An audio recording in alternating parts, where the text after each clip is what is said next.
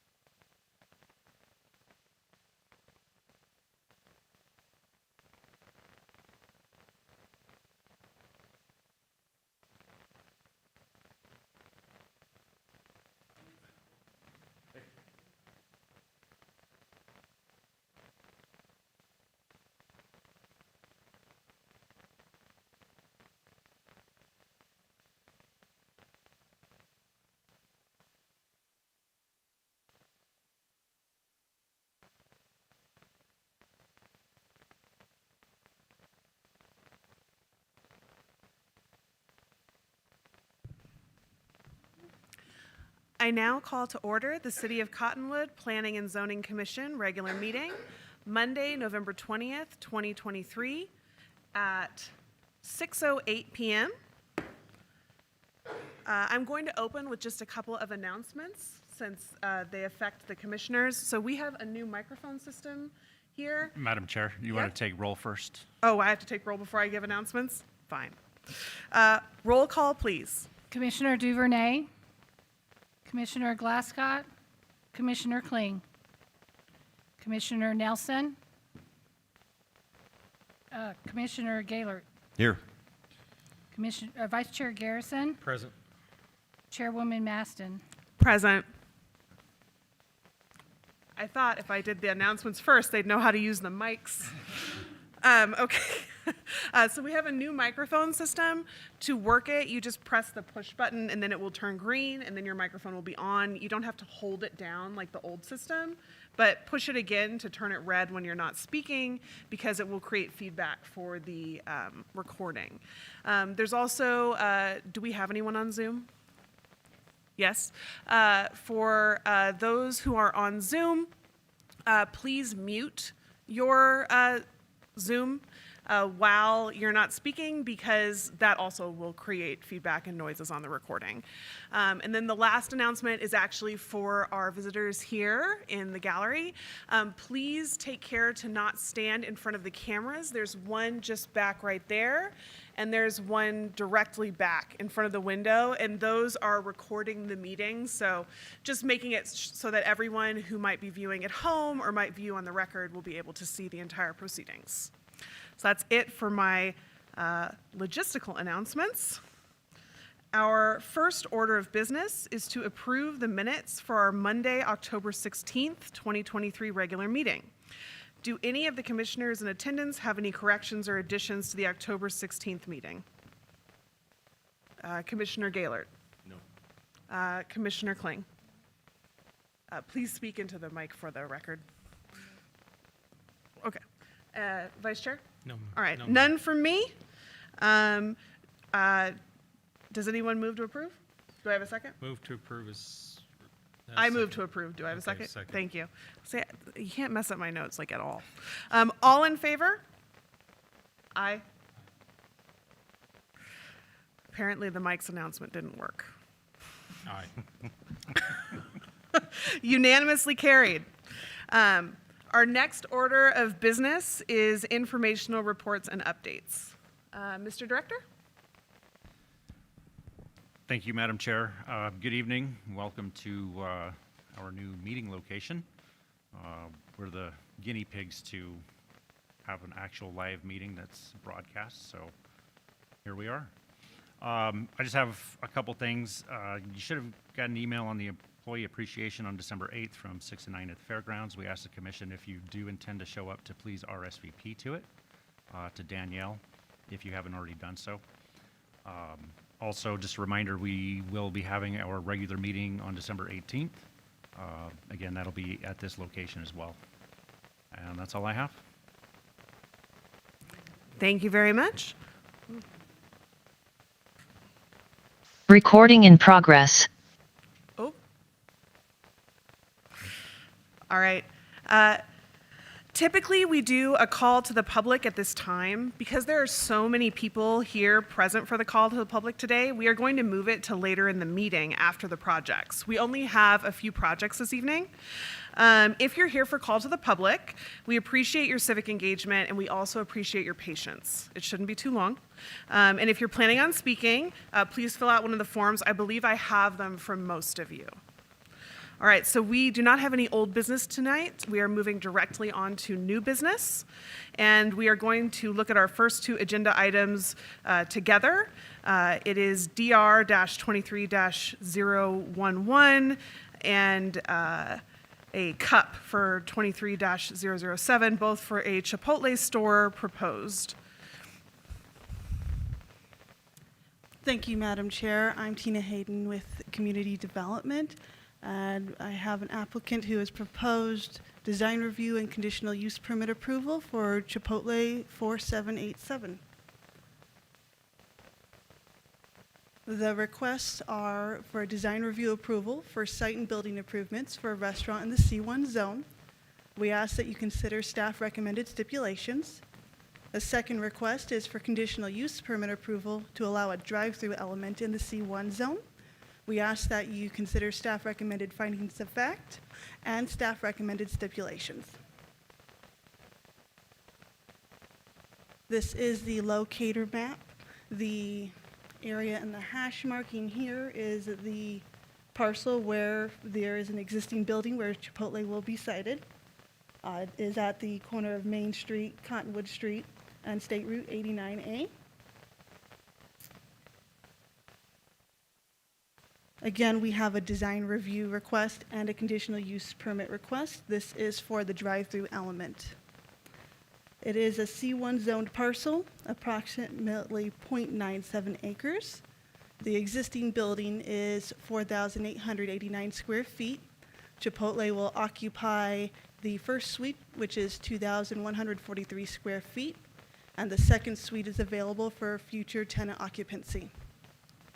The existing Bank of America kiosk will remain on site and in operation. There are 38 parking spaces total. 2 of those are allocated for the sole use of the Bank of America kiosk. They are actually noted on site. And then this is one of 5 locations for quarterly night sky readings for the International Dark Sky Association. This is the site plan. The first item I'd like you to see is highlighted in red. This is where the Chipotle will occupy the first suite. The area in gray here is that second suite available for future occupancy. Right here is where Chipotle proposes an outdoor patio seating area. Here is the existing drive-through canopy. The site has access here off of Cottonwood Street directly, and then further here through means of a access agreement with the Safeway Shopping Center, they have access to Main Street. Throughout the parking lot, there is 2-way access, and then around the side here through the drive-through mobile order pickup area, there is just 1-way access. The mobile order pickup window will be located roughly here. And then there is a stacking lane that will accommodate up to 4 cars per code, and then an additional lane that will allow for bypass. The applicant does not anticipate that there will be any vehicle stacking, and they also do not propose an amplified speaker system on site. This is the floor plan for the existing building. Again, highlighted in red is the suite that Chipotle will occupy. Here are the elevations. The top elevation is what one would see looking directly at the drive-through with the proposed mobile order pickup window right here. And then this is the south elevation as viewed from the Safeway Shopping Center. The top western elevation, this would be as viewed from Main Street. And then the bottom elevation here would be as viewed from Cottonwood Street. These are the proposed renderings. One change I'd like to point out is the storefront glass facade here. The existing building on site does not have that. This is one element that Chipotle proposes for the building. We have images of the existing site conditions. Again, you can see right here, we don't have that glass storefront facade yet. We have the Bank of America kiosk there. This is the view looking east from Main Street. View looking northeast from South Main Street. You can see the entrance to the drive-through mobile order pickup area. This will be the site of the mobile order pickup area. This window will be changed to allow for provision of services through that window. And again, this is the south, looking south from Cottonwood Street. Then we have adjacent properties. This is looking north at the commercial office space. This is looking northeast at the nearest residential property. This is approximately 200 feet from the proposed mobile order pickup window. This is looking southeast at the Safeway Shopping Center. Looking west at the Food City Shopping Center across the street. And looking northeast at the Walgreens. That is actually C2 heavy commercial zoning in that area. This is the street view looking east on Cottonwood Street. Looking west onto 89A. Looking south onto Main Street. And looking north onto Main Street. And just a little note. This was taken about 10 a.m. on a Friday. For the design review proposal, staff recommends the following stipulations, and I will read them into the record now. Stipulation 1, the project shall be developed in conformance with the development plans as reviewed by the Planning and Zoning Commission at the November 20th, 2023 meeting. Stipulation 2, the project shall conform to the Code Review Board comment letter dated July 25th, 2023. Stipulation 3, the project shall adhere to the comments issued by the Utilities Department comment letter dated October 3rd, 2023. Stipulation 4, the project shall comply with all applicable sections of the zoning ordinance, including, but not limited to, C1 property development standards, general provisions, signs, parking and loading requirements, landscaping requirements, and outdoor lighting code. Stipulation 5, the required landscaping along South Main Street and East Cottonwood Street shall be installed prior to issuance of certificate of occupancy. Stipulation 6, the property owner shall be required to provide a shared parking agreement to accommodate parking for the use of the secondary suite. Stipulation 7, a building permit application must be submitted within 24 months of design review approval. If this requirement is not met, this design review approval shall be revoked and a new code review and design review submittal will be required. In order to approve a conditional use permit, the commission must make the required 3 findings. The first one regarding general findings, that the project not be detrimental to the health, safety, or welfare of the surrounding property or occupants. Staff states that pre-existing drive-through, the drive-through has existed with minimal concerns or complaints. The drive-through window will be approximately 200 feet from the nearest residential zone. The applicant has proposed additional landscaping which will minimize headlight intrusion on residential properties. And the applicant does not propose to use an amplified speaker system. The second finding regarding compatibility with surrounding uses. The project must be compatible with surrounding uses in the vicinity. The site is surrounded by C1 light commercial uses. We have 2 commercial shopping centers and a commercial medical office park. There is a mix of retail and restaurant uses within the commercial shopping centers. And again, the drive-through window will be located approximately 200 feet from the nearest residential zone. The last finding regarding traffic and circulation, the project should have adequate access to public streets and highways. There is direct access to East Cottonwood Street and easement access to South Main Street through the adjacent shopping center. There is one-way circulation for the drive-through with adequate stacking and then a bypass lane. Again, stacking for more than 4 vehicles, and there is 2-way circulation through the parking lot. Staff recommends the following stipulations for the conditional use permit, and I will read them into the record now. Stipulation 1, any proposed implementation of a drive-through speaker system will require modified conditional use permit review and approval by the Planning and Zoning Commission. Stipulation 2, all landscaping shall be maintained to minimize headlight intrusion on adjacent properties. That concludes my presentation. I am prepared for any questions. I also have the applicant here if you have any questions for them. Thank you very much, Christina. Do any of the commissioners here have any additional questions for Christina or city staff? Commissioner Gaylord? Thank you. I just have a couple things. The first thing is it doesn't look like a Chipotle to me.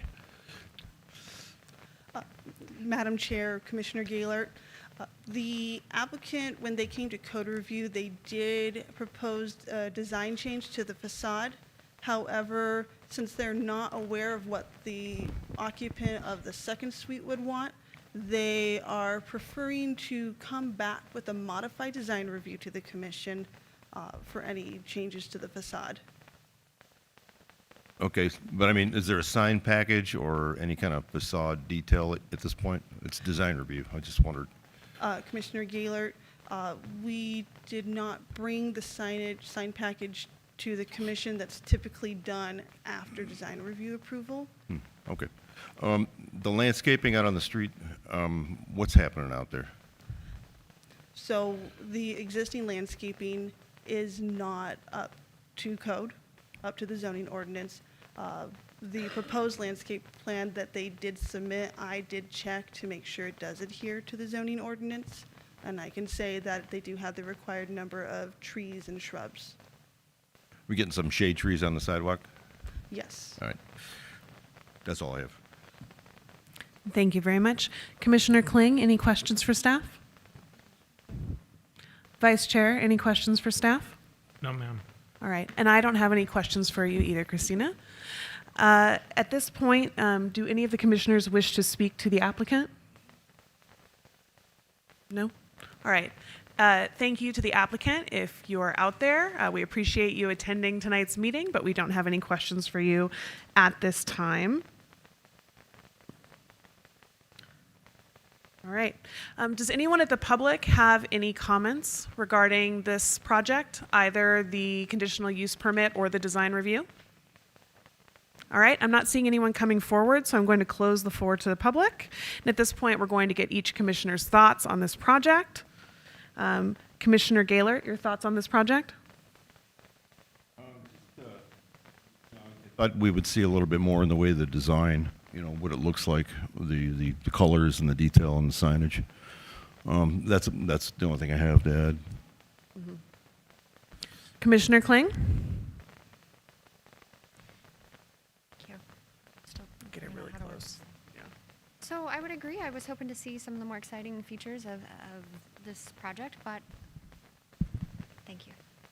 But this building's been vacant a long time, and I'm happy to see a building remain and be used and put to good use, so I'm all for it. Thank you very much. Vice Chair Garrison? Nothing.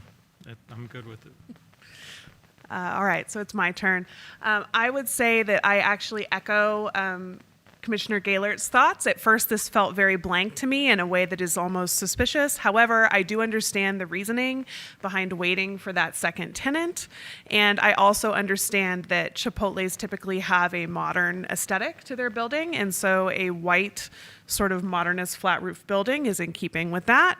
And it makes sense for them not to spend money when they don't know what the final exterior facade's going to look like.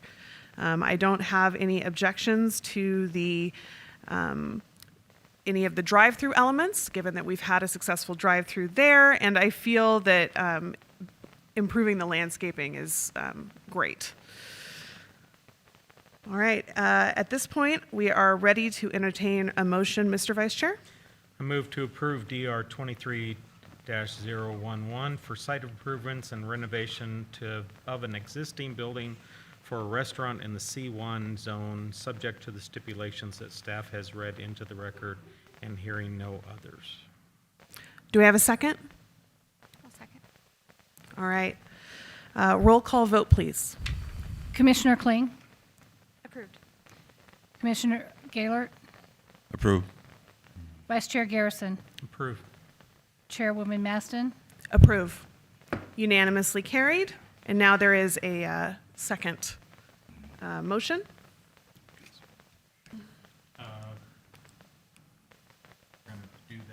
Yes. No. Comment? Oh, yeah, we can do a comment. Does anyone have any comments on the second motion? Yeah, I do. Okay.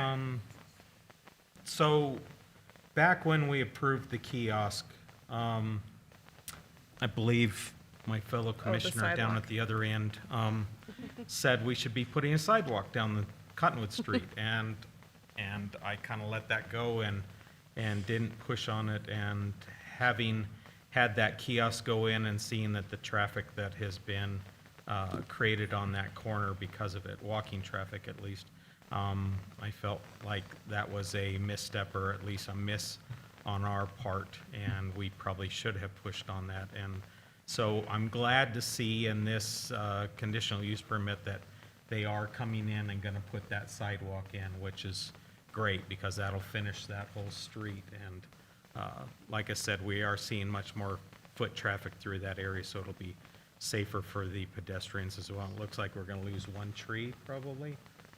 So, but they're going to put in some more landscaping to help with that. So, anyway, that was all I really had for my comments on the conditional use permit. Everything else I think was pretty much covered in the design review. So, Does anyone else have comments for the conditional use permit? All right. Now I think we're ready for a motion. all right, let me find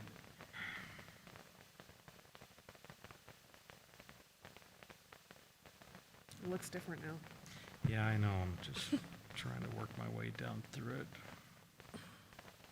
Thought I'd have a few minutes. While he's finding it, if I may, Go ahead. with sidewalks, do we have an existing crosswalk there? I have not physically walked it, like, from, have a crosswalk there? Mr. Ellis, do we have a crosswalk right there? At which location? At that corner where Chipotle is going On in? the corner of the intersection? Yeah, the or corner of the intersection, The yeah. driveway. The intersection, yes, there's sidewalks. Yes, yeah. At the light. Physically walked it, but with the sidewalk, should come a crosswalk. Yes, the intersection does, but the driveway entrance does not. Okay. And I am not finding it. I'm finding all the I'll look staff for the comments, page but I'm not finding.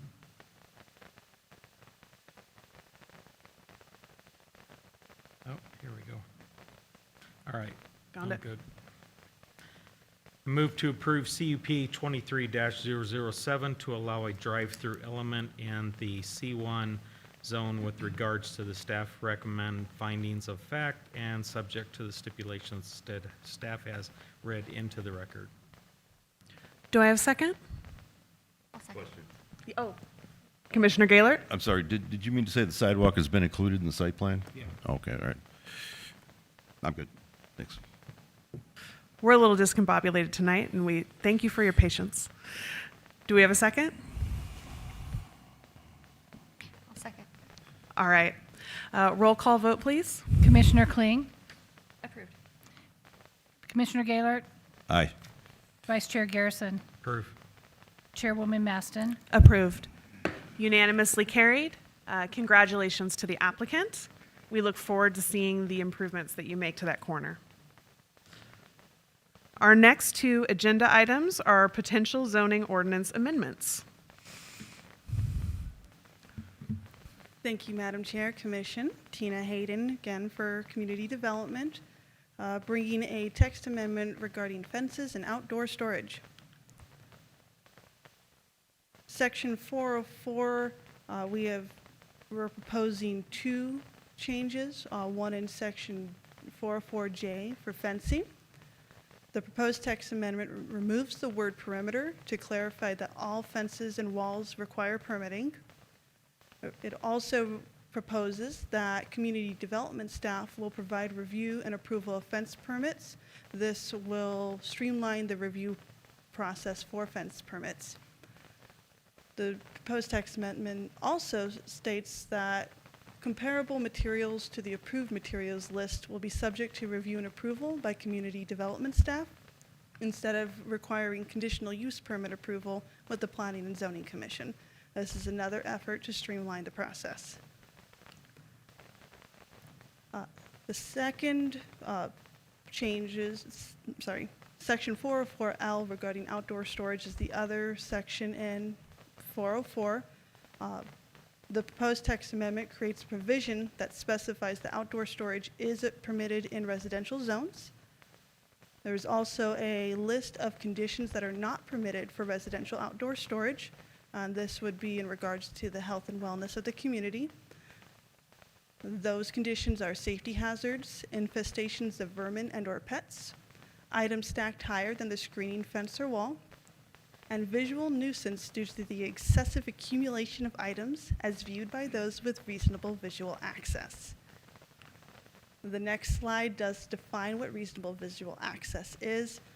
This is actually an amendment to Section 201, Article 2 for definitions. Staff thought it prudent to have this since we used it for the previous change. And I will read the definition for reasonable visual access.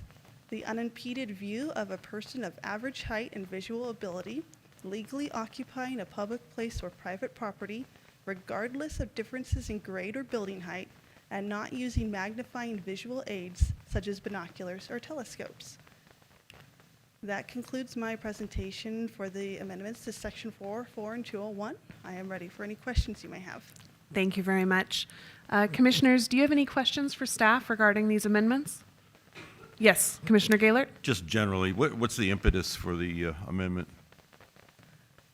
Commissioner Gaylor, are you referring to the fence or just in general, or do you have a specific We're addressing section? two subjects. Yes. One is the fence. Okay. The fence, we've received some questions, and there wasn't a lot of clarity as to what types or what fences were required. It said perimeter fence. We couldn't really state what it was, surrounding. It could surround a pool. It could surround the property. Staff just decided to propose that all fences and walls would require permits. So, yeah, I'm just wanted to be clear. Decorative, trim walls in your landscaping, is there a height, There is. qualification? It should be 4 feet, I believe, Okay. is what would All right. require a fence permit. The definition I was curious about too, the thing about the reasonable height. So that text amendment, I worked with the code enforcement on. So there was a lot of back and forth on how to use the least amount of words for that text while still trying to find means to prevent situations such as a hoarder situation. We also had the concern of there's a lot of hills here, so we wanted to address that. If I'm in a public place or I'm legally in a two-story building on a balcony and I can view someone's yard, we wanted to specify what that reasonable visual access was. Instead of one example of that's opposite of reasonable visual access would be staff reaching a camera above the fence line to take pictures. That would not be considered reasonable visual access. So the intent of that part of the amendment is what? To clarify that residential outdoor storage is permitted, to set conditions that are not permitted, and then we had to further define what reasonable visual access was as part of, saying it was a non-permitted condition, just to, I guess, protect property owners and also specify how the city could access or view any situations of that. Sure. Yeah, I think I know where you're going. I couldn't understand the intent of why it was in there. This has to do with screening of storage, right? Yes, for Has residential anything to do with storage. people mounting cameras? No. The other thing is that we did have this reviewed by the city attorney, and it was getting very lengthy and wordy for that one condition. So we decided it was best to create a definition and just use the term reasonable Sure. visual access. That's all I've got. Thank you. Thank you. Any questions, Commissioner Kling? Any commissions question, Garrison? All right, I don't have any questions for you tonight, Tina. All right. Does anyone who's here from the public have any comments or questions regarding the zoning amendments? All right, no one's coming forward, so I am closing the floor to the public, and each of the commissioners will have an opportunity to share any thoughts, if they have any. Commissioner Gaylor, any thoughts? Probably think of something, but not at the moment. I don't think so. We gotcha. Commissioner Kling, any thoughts on this? No, I'm glad to see that we're streamlining the process. I get a lot of questions in real estate. What about the fence? What can I do with the fence? You know, and just storage needs are being exacerbated right now, as we know from a lot of the other permits we've seen. So, sense Good. to me. Vice Chair? Yeah, just a couple things. I think for the public's information, we didn't get rid of the fence permitting. We just changed the way you would apply for it. So there is no expectation of perimeter. Like you said, if you got a pool, you could fence the pool versus the whole property. It really just kind of cleans it up for the applicant coming in for a permit, which is nice. I also appreciate in all of that you also took possession of the approval process for the materials used in the fence. We had that permit come through a while back, and it was, although it was an interesting conversation, it just felt like something that we really didn't need to get into the weeds on when you guys were perfectly capable of doing that. So I appreciate that. And then as far as the visual access to storage on either a neighbor's property or something along Main Street, I kind of like the way that's written as well, that there's kind of just an assumption of reasonableness in how you screen your property. So that's it. I'm really happy that you're cleaning up the rules and you're kind of taking some things off our plate. So appreciate that. So I think this is great. I love documentation. I love citizens being able to look up what's allowed and what's not allowed and not having to go down to the office and ask. So this is excellent in that regard.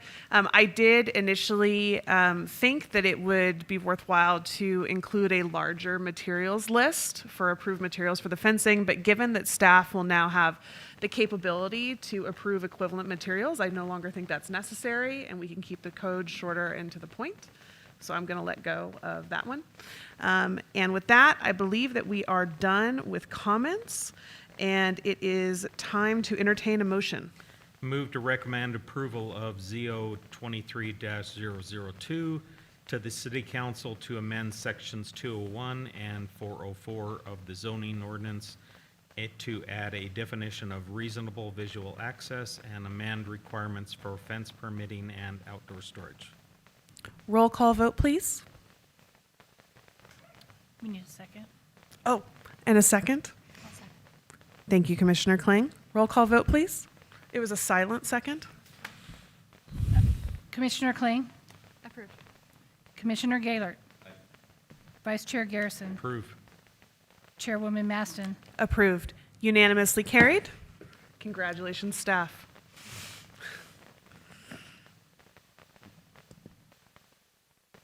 All right, at this point, we do have a discussion and review of the general plan draft update.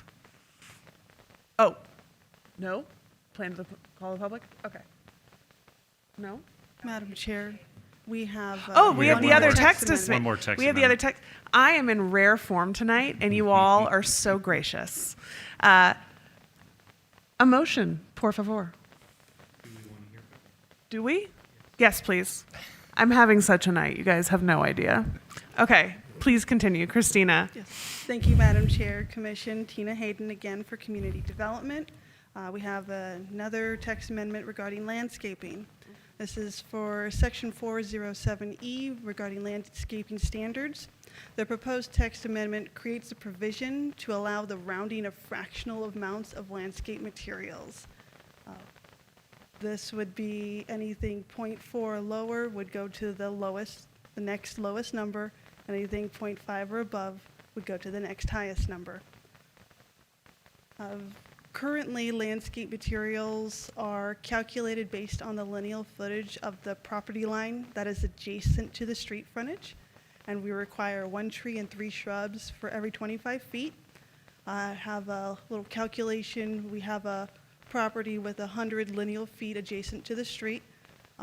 We would divide that by 25 feet, and that would give us a requirement of 4 trees and 12 shrubs. The proposed text amendment would first allow up to 30 feet to be removed for drive access, and then change the requirements to 1 tree and 3 shrubs for every 30 feet. So that calculation, again, the 100 lineal foot of property, we'd subtract 30 feet for the drive access. That would leave us with 70 feet. We divide that by 30. We get a digit of 2.3, and the additional provision would allow us to round down to require 2 trees and 6 shrubs. I do have a visual. This is along 12th Street, adjacent to Cottonwood Kids Park. This is what our zoning ordinance currently requires, is a 25-foot separation. If you can view right here the tree canopy, you can see intersecting of the tree canopies, allowing for extending that to 30 feet would allow the trees more room to grow, would allow for flexibility for different types of trees, and would not attract from the overall street view. Again, this is 25-foot separation. Even if we allowed for 30-foot separation, you would not see a significant gap in the tree canopy line. That concludes my presentation. I am ready for any questions. Commissioner Gaylor, do you have any questions for staff? No, I don't think so. All right. Commissioner Kling, do you have any questions for staff? Commissioner or Vice Chairman Garrison? All right, I actually do. Did you was there ever a text amendment considered that certain, like you could set the zoning based on what kind of tree? Because you mentioned allowing for larger types of trees with a bigger canopy. Would it be possible to go to that level of specificity in a text amendment, or is that something that is just too specific and is better just overseen by staff? Madam Chair, one of the reasons that we're proposing this text amendment is to reduce the requirements on the developers. With rising costs, this was one way that, while still having a good aesthetic, we could, reduce requirements on them.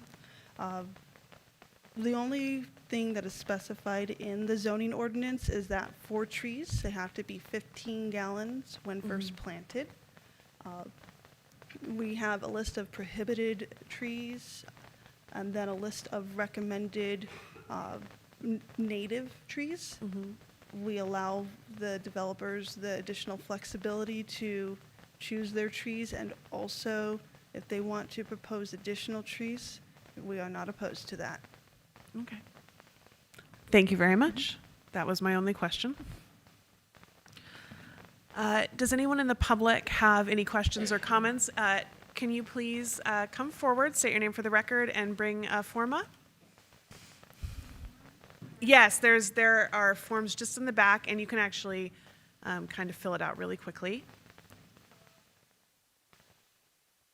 Ideally before, but it should only take you a second.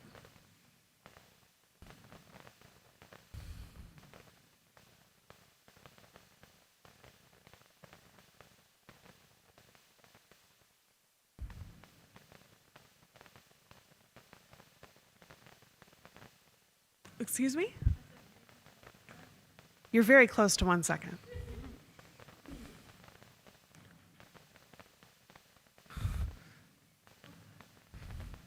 Thank you very much, and you'll have 3 minutes. Please introduce yourself.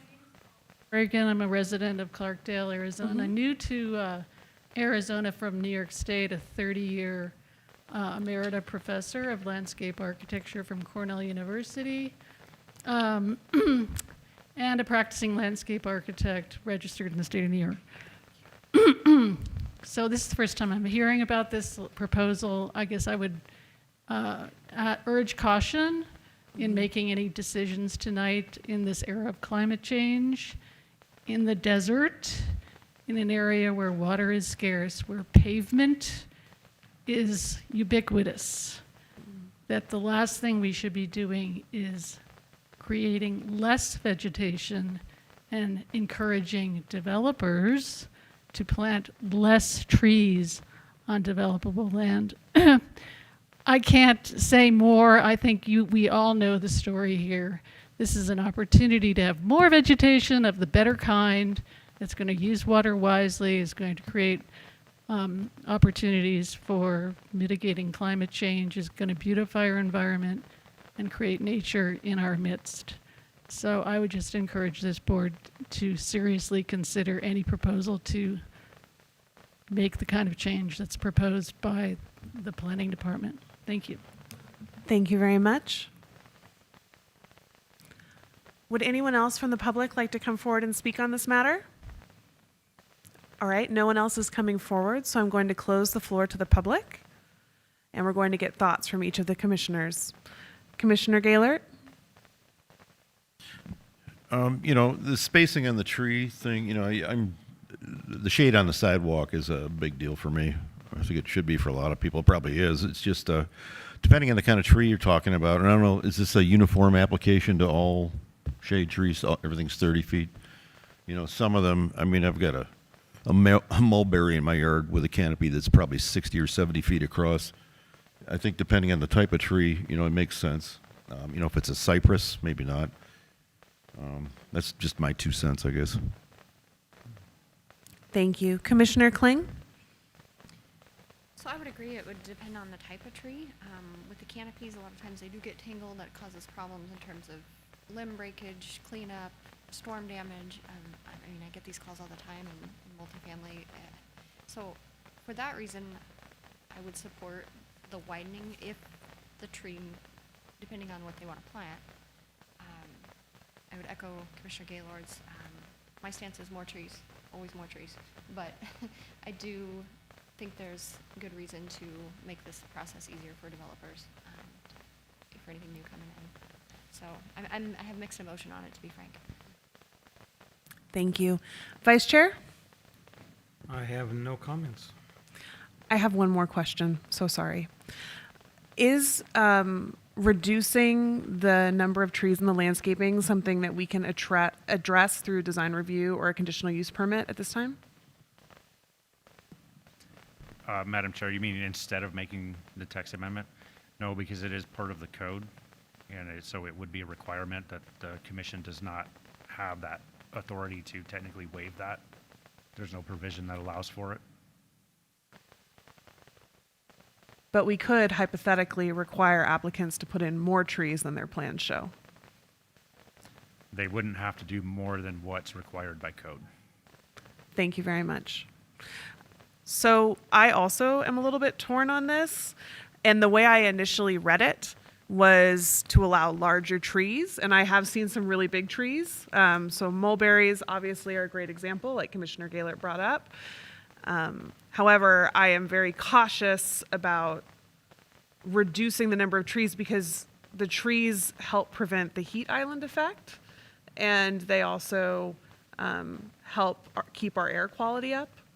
So I am myself a little bit torn on this, and while I understand and respect the need to make development easier for developers, and normally I am so pro-development, especially housing, especially multifamily housing, because we need it, and those tend to be the projects that want to reduce the landscaping a little bit so they can maximize the number of beds on the property. I just get worried that this would be misused. So those are my thoughts. At this point, I believe we are prepared to entertain a motion. Let's see how it goes. Oh, what was that, Commissioner Kling? I heard it. Sorry, I had a further comment. If I Yes. may. If we had the ability to specify trees with canopy for the 25 feet or larger, again, the cypress this would not work for at all. But those take, you know, you have to consider how long it takes for those to actually flourish to that canopy to be the maximum size. You're talking years. So there's a gap there that I'm elected on still. Question for staff. Could the amendment be edited to specify certain types of trees, or is that not reasonable? Or with canopy? Madam Chair, Gary Davis, Community Development.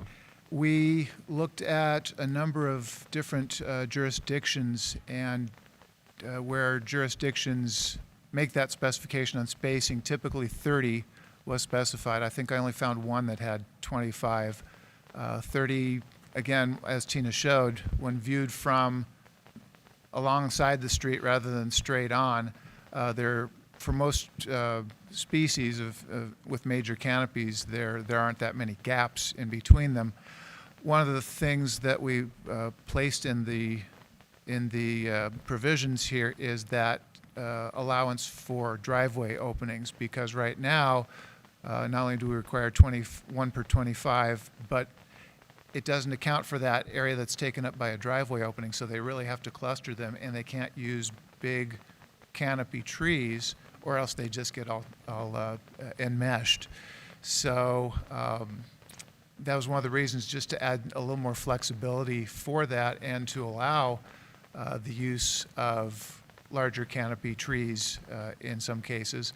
Mulberry, I don't believe, is on our suggested plant species list, so I don't think we would have to worry about that. And then the Italian cypress on the other side, we probably wouldn't see that as a street canopy tree as well. But in between, as you saw in the pictures, even looking at it from the side, 25 feet on center for those ash trees, a lot of those canopies were wasted because they were overlapping. So it may be a possibility to specify in this particular part of the ordinance, but we do have the ordinance that has the suggested street tree, xeriscape types of plant materials. So hopefully that would suffice. Madam Chair, I want to expand on what Gary said as well with the clustering.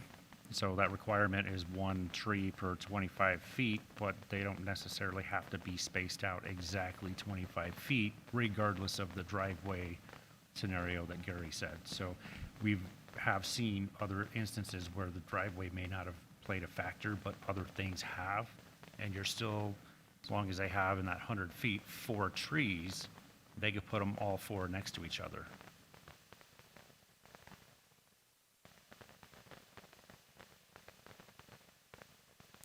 Thank you very much. Really appreciate staff giving more details.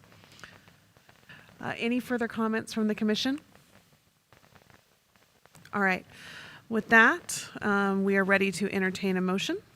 I move to recommend approval of ZO 23-003 to the City Council to amend sections 407D2 and 407E1C3 regarding landscaping requirements on street frontages and calculation of required landscape materials. Is there a second?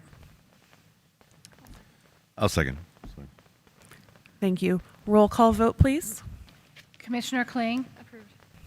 Commissioner Gaylor, Aye. Vice Chair Garrison, Approved. Chairwoman Maston. Chairwoman Maston. Thank you. Approved. Cautiously approved. And now, for real this time.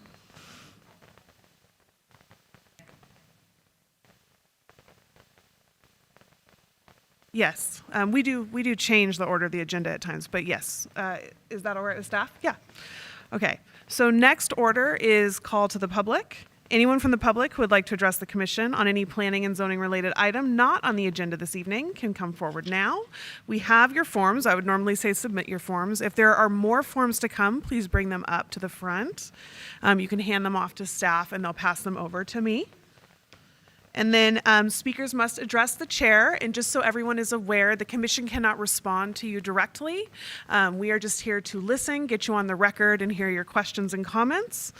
And each person has 3 minutes. Thank you very much. The first person I have is Jennifer Richards. Thank you. Good evening, commissioners. Is this on? Yes. We're all here tonight to read into the official record the many violations of mineral research, the slag crushing operation at the center of the city, that will be referred to tonight as both mineral research and MRI. On August 31st of this year, I submitted a several hundred-page complaint addressed to you, the commissioners, for review and action. Every assertion made in that complaint was exhibited by official government documentation. Nothing in that complaint was speculative. I was recently made aware that the commission was never provided with official complaint, and this commission has never been given the opportunity to enforce your own agreements, stipulations, and ordinances on this matter. It begs the question why the powers that be have not allowed this commission to act on this critical matter as the law requires. This Planning and Zoning Commission is tasked to guide the orderly development of a healthy, balanced, and livable community and to enforce codes and ordinances in the interest of ensuring safe neighborhoods and a healthy environment. This Planning and Zoning Commission is authorized to hold hearings when the terms of those conditional use permits they grant are violated, and they have the right to revoke those permits when their stipulations are violated. This commission serves an important and lawfully required service to the citizens of Cottonwood, and I know you all volunteer your time to be here and serve in this capacity without pay, and for that I deeply thank you. Considering the critical role that this commission fulfills, it appears negligent for the powers that be to attempt to deprive this commission of the opportunity to perform their legal duties and obligations. We ask that you take the information provided tonight to take action and request a hearing to uphold your own agreements and stipulations with MRI. I know that the powers that be within the city want to make it appear that they are working with concerned citizens about this, but in truth, they are not. I've had one meeting with the mayor, the city manager, and the city attorney many months ago. At that meeting, I presented all the violations and supporting documentation, and I asked for help. I was promised that they would get back to me after that meeting for a follow-up, as they had nothing to say in response to what I presented that day. Despite me reaching back out to them, none of them have ever gotten back to me with a promised follow-up. I know that the powers that be are making it seem to you like the Department of Environmental Quality is the only one who can do anything in this situation to protect our children of Cottonwood from continued exposure to the widely dispersing cancer-causing dust, but that is also completely untrue.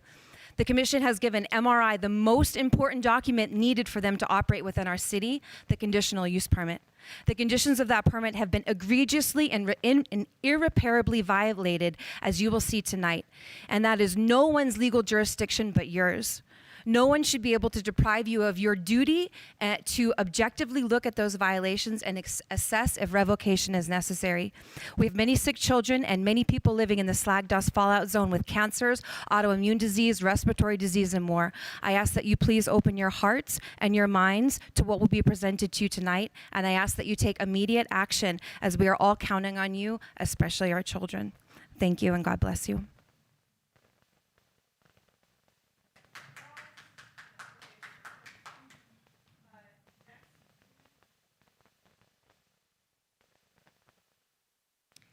Good evening, Commissioners. I am here to read into record a violation of the Minerals Research Conditional Use Permit issued by this Commission. On March 17, 2008, this Commission granted Minerals Research a conditional use permit with 17 stipulations that must have been met in order for the conditional use permit to be valid. Stipulation number 10 states that the valid ADEQ permit must be obtained before plant operations begin. Minerals Research provided ADEQ with false information on their application for this permit, and as a result, the permit they were issued did not legally apply to their operations. On October 12, 2023, MRI was issued a consent order from ADEQ violating them for operating with an unlawful and inapplicable permit. This consent order clearly demonstrates that MRI has never had a valid ADEQ permit for their operations, as was required before they could start crushing slag in Cottonwood. Since MRI has never had a valid ADEQ permit for their operations, they are in direct violation of the stipulation number 10. Consequently, MRI has been operating without a valid ADEQ permit for the last 9 years. All emissions of fugitive slag dust in our community over the last 9 years have therefore been unlawful and direct violation of the stipulation of their conditional use permit. It is the responsibility and legal duty of this commission to hold a hearing to enforce your own stipulations that have been violated. A complaint was submitted on August 31st disclosing this violation on the Planning and Zoning Commissions, requesting action to be taken on the lack of proper ADQ permitting. It has been almost 3 months, and there has been no action on this direct and consequential violation. I respectfully request that this commission immediately hold a hearing as required by law to uphold your own stipulations. MRI has openly and actively violated their conditional use permit to the detriment of the health and well-being of our citizens and our local environment, and as such, the conditional use permit needs to be revoked as soon as possible. Thank you.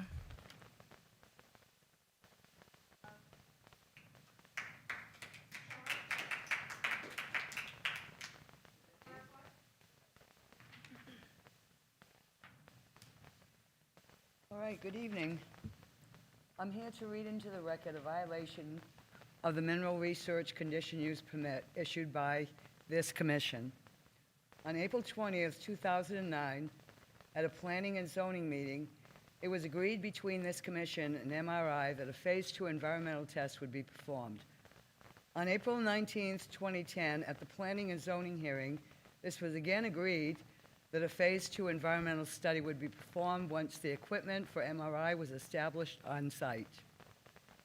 On June 21, 2010, a planning and zoning staff memo again stated that a Phase 2 environmental test would be performed once equipment is established on site. On April 21st, 2014, Community Development Planner Scott Ellis sent a staff memo stating that a Phase 2 environmental study would be performed once equipment is established on the site. A fifth record again states that MRI will have, will hire a third-party environmental specialist to perform a Phase 2 analysis of the perimeter and underlying materials. In a letter to the City of Cottonwood for MRI authorized representative Tom Hurkett, he states that they will contract a third-party engineering company to conduct Phase 1 and Phase 2 environmental site assessment. The city clerk of the city for the City of Cottonwood has stated that no Phase 2 testing was ever received by the city for MRI. This means that the necessary Phase 2 environmental testing that was agreed upon and required by the commission was never completed. This study is critical to give us insight into the toxicity of slag at varying levels and locations within the pile. Without it, we have no idea if the bottom of the pile is significantly more toxic than the top layers due to leaching of toxins into the lower levels. It is requested that conditional use permit granted by this commission to minerals research be immediately suspended, as this commission is responsible for ensuring that they own their agreement, are upheld and honored, that operations within the city do not harm human health. Without this first step in testing, we have no clear idea of the varying levels of toxicity and resulting harm to human health. If the agreement made between the Planning and Zoning Commission and polluters are not enforced and upheld, what is the point of even having a commission or making these agreements in the first place? Thank you. Thank you. Next. Oh. Excuse me? Oh, yes, I apologize. Reminder to please state your name for the record. Is this Deborah Williams? I'm not Deborah Williams. I apologize. I didn't think you were. There's an order. Good evening. I am Deborah Williams. Hello. And I'm a 24-year resident of Cottonwood. And I'm also here to read into the record a violation of the Minerals Research Conditional Use Permit issued by this commission. Section 302 of the Minerals Research Conditional Use Permit states that the operation cannot be conducted in such a manner that poses a risk to human health. No safe exposure limit for children to copper ore slag dust has even been established. No type of risk assessment has ever been performed on this known cancer-causing material as it relates to exposure to children. In order to determine the safe level of exposure for children to toxic metals, there are very clear EPA guidelines on how to do this, yet no such risk assessments have ever been performed. Independent testing and MRI's own materials data safety sheet was submitted as evidence in a complaint addressed to this commission on August 31st. The documentation submitted provides irrefutable evidence that the fugitive slag dust contains high levels of iron, arsenic, aluminum, barium, chromium, lead, uranium, and more. It is stated on MRI's material data safety sheet that the slag dust contains materials known to cause cancer, birth defects, and other reproductive harm and can exacerbate respiratory disease. In published and recorded conversation with David Kim from ADEQ, it was asked if a safe level of exposure for children had ever been established for this particular slag dust in Cottonwood, and he said no. ADEQ has never considered the safety of this material containing toxic heavy metals for children or any age humans. ADEQ said that even with the air quality permit MRI is currently applying for, there will be no consideration of a safe exposure level for children. Therefore, to ensure that these known cancer-causing materials are not causing further harm, it is requested that this Planning and Zoning Commission immediately suspend MRI's conditional use permit until and unless a full risk analysis is performed on the slag dust being produced. This dust is regularly blowing into the Cottonwood Kids Park, the library, the rec center, the elementary school, children's housing, our VFW, our police station, our fire station, and many other downwind business and residences. And lack of action on this is nothing short of gross negligence. Thank you for your time. Thank you. Next up, I have Paula Horrigan.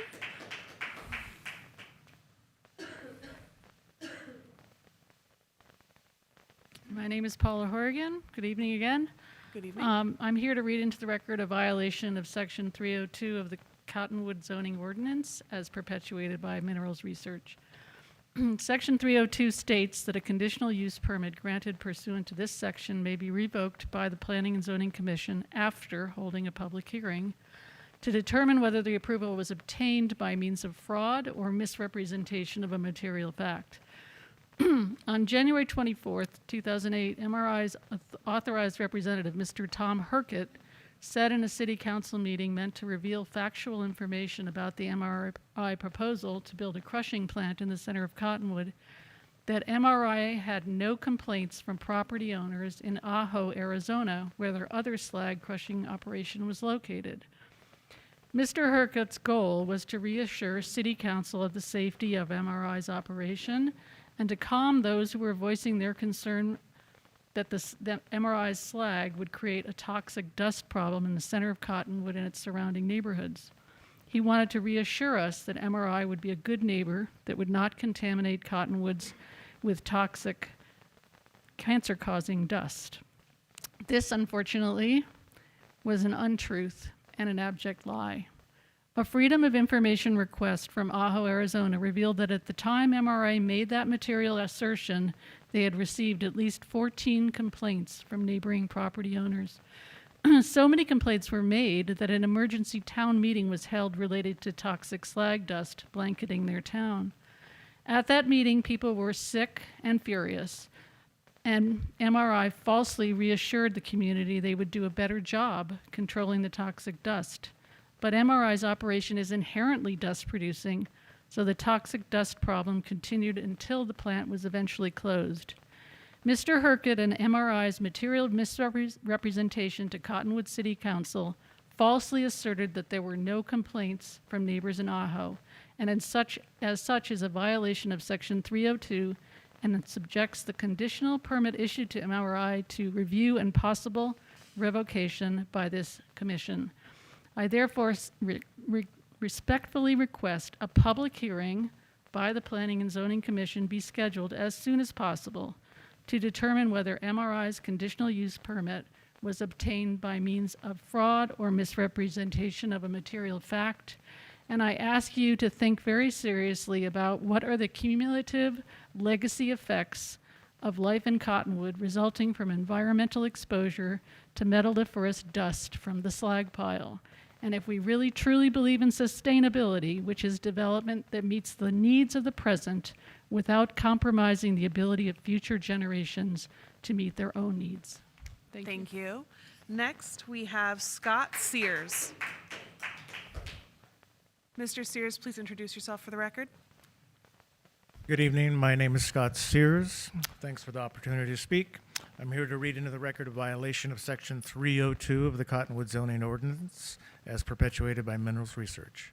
Section 302 states that a conditional use permit granted pursuant to this section may be revoked by the Planning and Zoning Commission after holding a public hearing to determine whether the approval was obtained by means of fraud or misrepresentation of material fact. At the March 11th, 2008 City Council work session, owner of MRI, Mike Vick, stated that the copper slag dust poses no, I repeat, no health risk. This statement was given by the owner to reassure, likely, the city government and citizens that if we allowed the slag to be crushed into dust in the center of the city, it would not harm anyone's health. The problem was this was untrue, perhaps even a lie. Multiple studies in the National Library of Medicine prove that copper slag dust can permanently damage lungs after a single inhalation and cause lung tumors and cancers. It would seem that Mr. Vick should have known, must have known, this statement was untrue because of his own materials data safety sheet published on the MRI website states that a health hazard can occur through the inhalation of dust, that exposure levels of harmful chemicals like arsenic, barium, lead, mercury, etc. could exceed regulations. It also recommends anyone using the slag particulate use respirator protection. It notes that arsenic is found in the slag particulate in levels that exceed allowable limits. There's a warning that in the MSDS sheets that the slag dust contains chemicals known to cause cancer and birth defects and other reproductive harm. This is in their own site and their own MSDS, despite what their representation was. It might seem to you like a big deal to revoke the conditional use permit for this company due to the large financial investment it took to build the plant. Understandable. However, there's no one for MRI to blame but themselves for the situation they now find themselves in.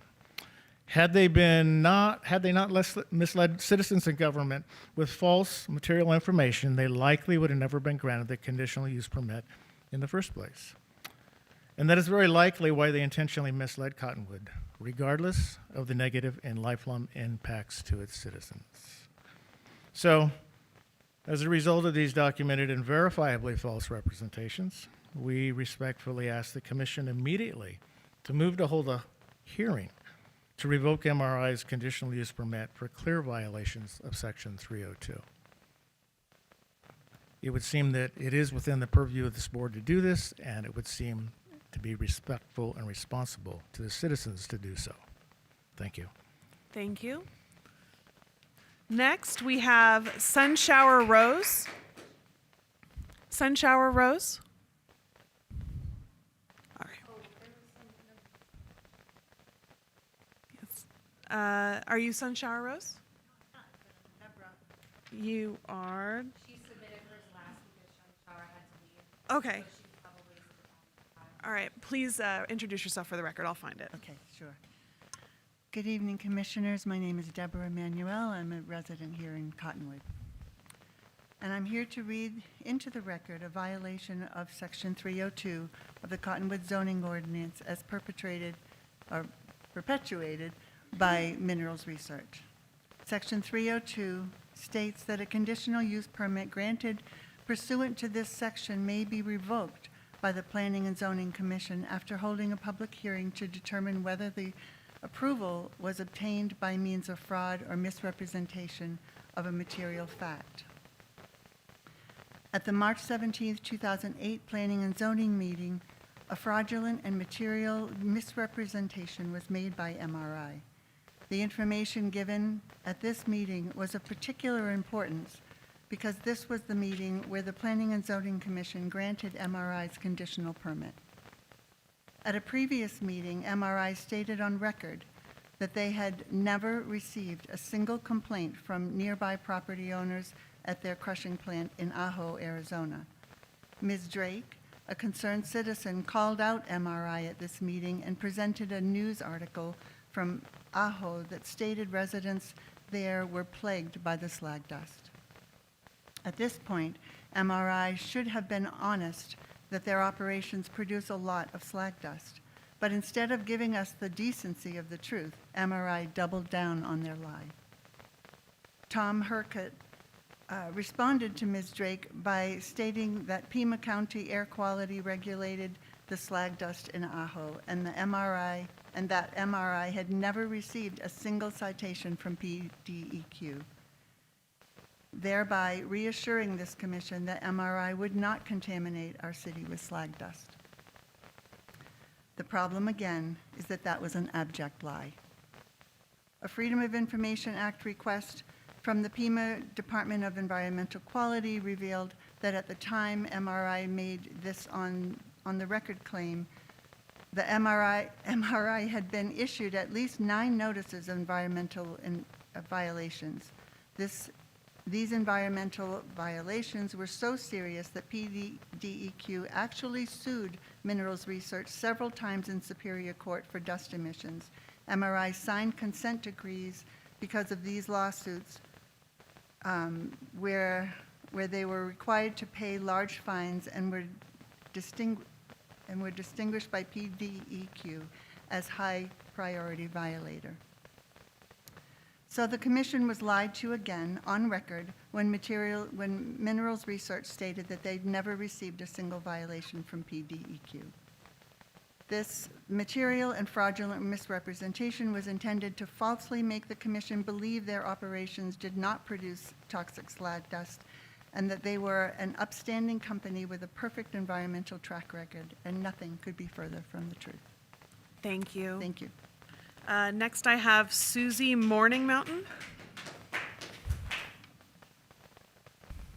Hello. Please introduce yourself for the record.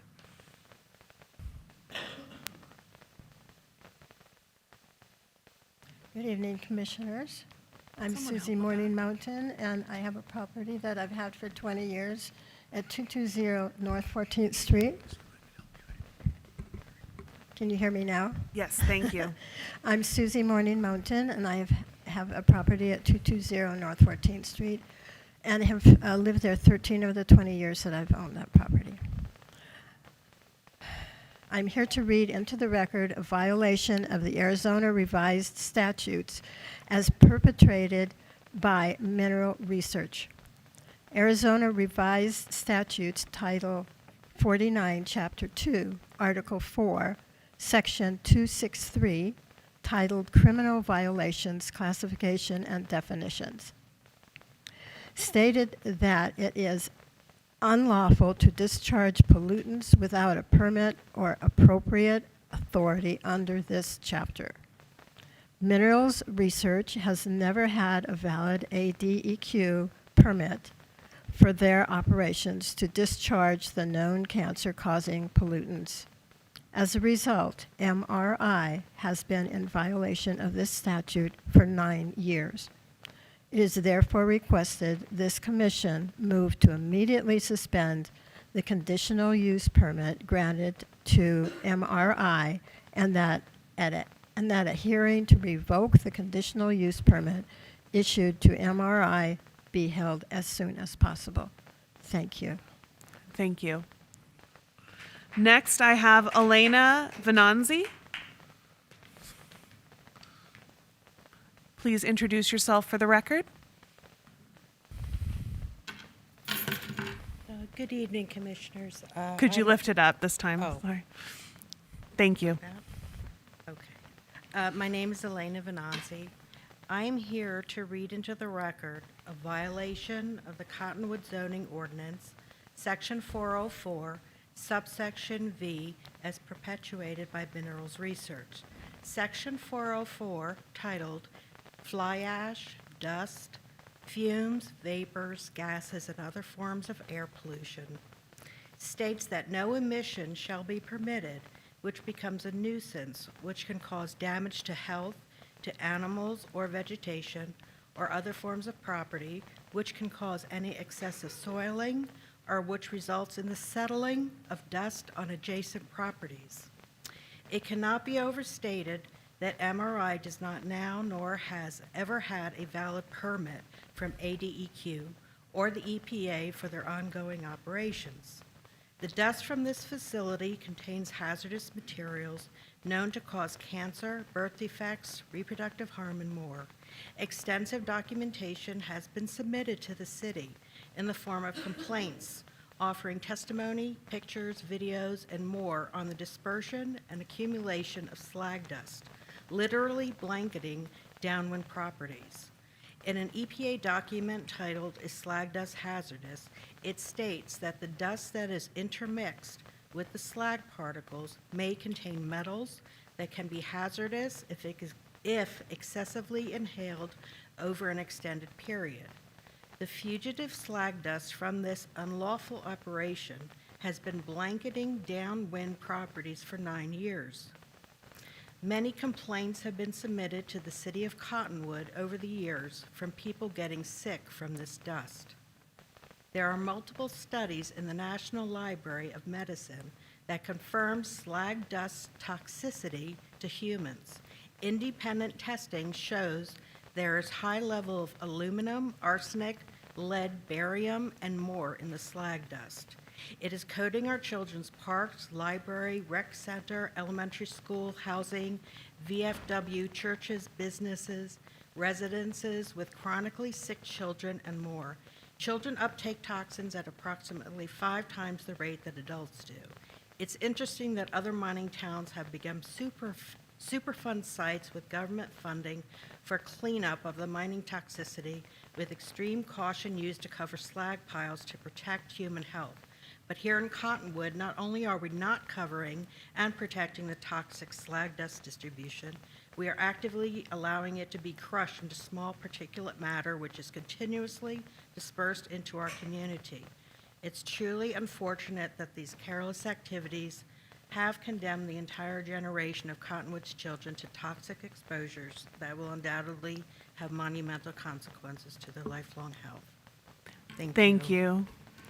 Next, we have Todd Winant. I apologize. That's okay. Todd Winant. Please introduce yourself for the record. Todd Winant. Good evening, commissioners. I'm here to read into the record the authority granted to this commission by federal law. According to the United States Code, Title 42, the Public Health and Welfare, Chapter 85, Air Pollution Prevention and Control, Subchapter 1, Programs and Activities, Part A, Air Quality and Emission Limitations. Section 7401, Congressional Findings and Declaration of Purpose. It is stated in part that air pollution prevention, that is, the reduction or elimination through any measures of amounts, pollutants produced or created at the source, and air pollution control at its source, is the primary responsibility of local governments. This Planning and Zoning Commission is our local government that is responsible to ensure that the conditional use permits granted by the Commission do not allow air pollution that is a hazard to public health and welfare. MRI has never had a valid air quality control permit, as required by law, since beginning its slag dust producing activities in 2014. It is requested this commission immediately hold a hearing to revoke the conditional use permit granted to MRI for irreparable violations of that conditional use permit and resulting damage to our community, the health of our citizens, and damage to our environment. The law clearly states It is the responsibility of local governments to ensure air pollution prevention. And you are that branch of local government responsible to ensure the industrial land uses permit that emit toxic air pollutants are controlled at the source. Since this source has never been able to control fugitive dust emissions as demonstrated by an enormous amount of complaints over the last 30 years, the only way to control dust from this operations is to revoke their permit and shut them down. Their operations are inherently dust producing, and no engineering controls ever attempted over the last 30 years have been successful. Please move to immediately hold a hearing to review and revoke MRI's conditional use permit. Thank you. Thank you. Next, we have Veronica Grace. Hello, please introduce yourself into the record. Good evening, Commissioners. I'm Veronica Grace, a 20-year resident of the Verde Valley. I'm here to read into the record a violation of the Arizona Revised Statutes Criminal Code as perpetuated by Minerals Research.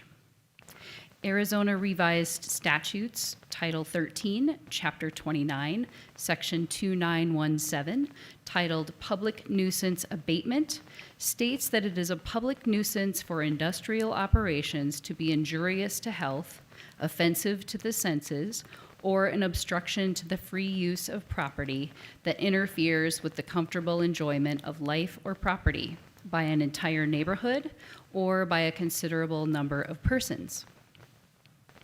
The ongoing fugitive dust emissions are an egregious nuisance to the residents and to visitors to the Verde Valley, and are injurious to health, offensive to the senses, and the dust accumulation on nearby properties interferes with the comfortable enjoyment of life and property by an entire neighborhood and by a considerable number of people. Many complaints from neighborhood residents have been submitted to the City of Cottonwood. Residents complain of not being able to open their windows because of the constant infiltration of the toxic black slag dust. Many have complained about the accumulation of the black slag dust on their property and their belongings, and many have complained that even when keeping their windows closed, the slag dust still comes through the HVAC vents, as much of the dust is so small it cannot be stopped with HVAC filters from coming into their homes from the outside. Let the record reflect that a petition stating that this toxic dust is an ongoing nuisance to our community has been signed by hundreds of people so far. We have the petition here tonight, should any commissioners wish to see it. We will be filing it with the city clerk in the near future. We respectfully request this commission immediately suspend the MRI conditional use permit for violating this state statute, and that this commission move to hold a hearing to revoke the mineral research conditional use permit as soon as possible. Thank you. Thank you. Next, we have John Bush. John Bush, please state your name for the record. My name is John Bush. Good evening, Commissioners. I am here tonight to read into the record the violations of the Constitution, should the agreements and violations highlighted here tonight not be acted upon by this commission. I share this out of respect for this commission. We realize this commission has been intentionally prevented from holding a hearing relating to minerals research by the powers that set your agenda. How can you vote on something that is not your agenda, that is not on your agenda? But you commissioners have power and influence, and we request you use that power and influence to demand the opportunity to hold a hearing to review and possibly revoke the minerals research permit. The Constitution of the United States is the supreme law of the land to which all government, state, and federal is subject. Article 2, Section 13 of the Constitution guarantees equal privileges and immunities and forbids granting to any citizen, class of citizens, or corporation privileges or immunities which, upon the same terms, shall not equally belong to all citizens or corporations. This commission revoked the conditional use permit for Foljoel Brothers Bar and Restaurant just a few short months ago. Foljoel was cited by this commission for a violation of Section 302 for not being open for business for 6 months. The hearing was scheduled despite no official complaints being filed against them. At that hearing, Foljoel owner begged for his conditional use permit not to be revoked and explained that he was closed due to staffing issues related to COVID. He pleaded that this was his livelihood and that he was in the process of restaffing and reopening, and asked this commission for an opportunity to reopen. This commission denied his requests and revoked the conditional use permit granted to him for the failure to adhere to the requirements of Section 302. And that was the lawful right of this commission, to enforce the law upon Foljoel Brothers for a single violation that did not hurt anyone, but then refused to apply the same measure to Mineral Research given their egregious violations is unlawful. MRI violations have harmed human health and have violated local laws, state laws, federal law, and the Clean Air Act. Section 32 of the Constitution makes the provisions of the Constitution mandatory. To violate the Constitution by not equally enforcing the law opens this commission to personal liability, and we do not want to see that happen. Please take immediate action to equally apply handling of violations of Section 302. Thank you. Thank you. Next, we have Joy M. Soto. And I know I'm saying everyone's name, but please introduce yourself for the record. Good evening, Commissioners. I'm Joy Soto, a resident of Cottonwood. I'm here tonight to read into the record a statement of impact from a local mother with sick children who lives in the direct slag dust fallout zone. I'm a resident that lives by the slag pile in Cottonwood, Arizona. Since moving into our apartment right next to the slag pile 3 years ago, we have encountered respiratory issue after respiratory infections. My youngest son has also been diagnosed with reactive airway disease at 2. We have never been constantly sick as much as we have been living and breathing in the dust from the slag pile. Even when I have our windows shut, it still comes through. It comes through our vents and air conditioning. It gets in my house, all over the walls, clothes, and blankets. It literally covers my window frames on the inside with the black dust from the pile. I have 4 kids, and all of them and myself have never been sicker than we have living next to the slag pile. My 2-year-old son has had respiratory issues since we brought him home, literally. We can leave to my sister's for a couple of days across town, and our breathing gets better. But as soon as we come back home, it's issues all over again. I'm begging you to stop the slag pile operation or make it easier for low-income families to live away from it.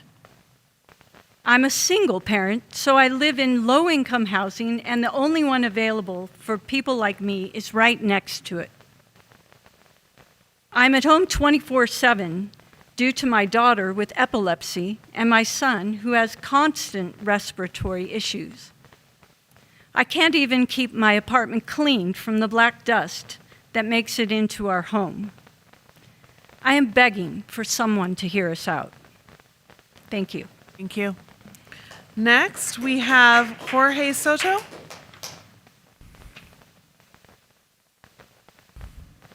Please introduce yourself for the record. Good evening, Commissioners. My name is Jorge Soto. I'm a resident here in Cottonwood. I'm here to read into the record a violation of the Arizona Revised Statutes Criminal Code as perpetrated by Minerals Research.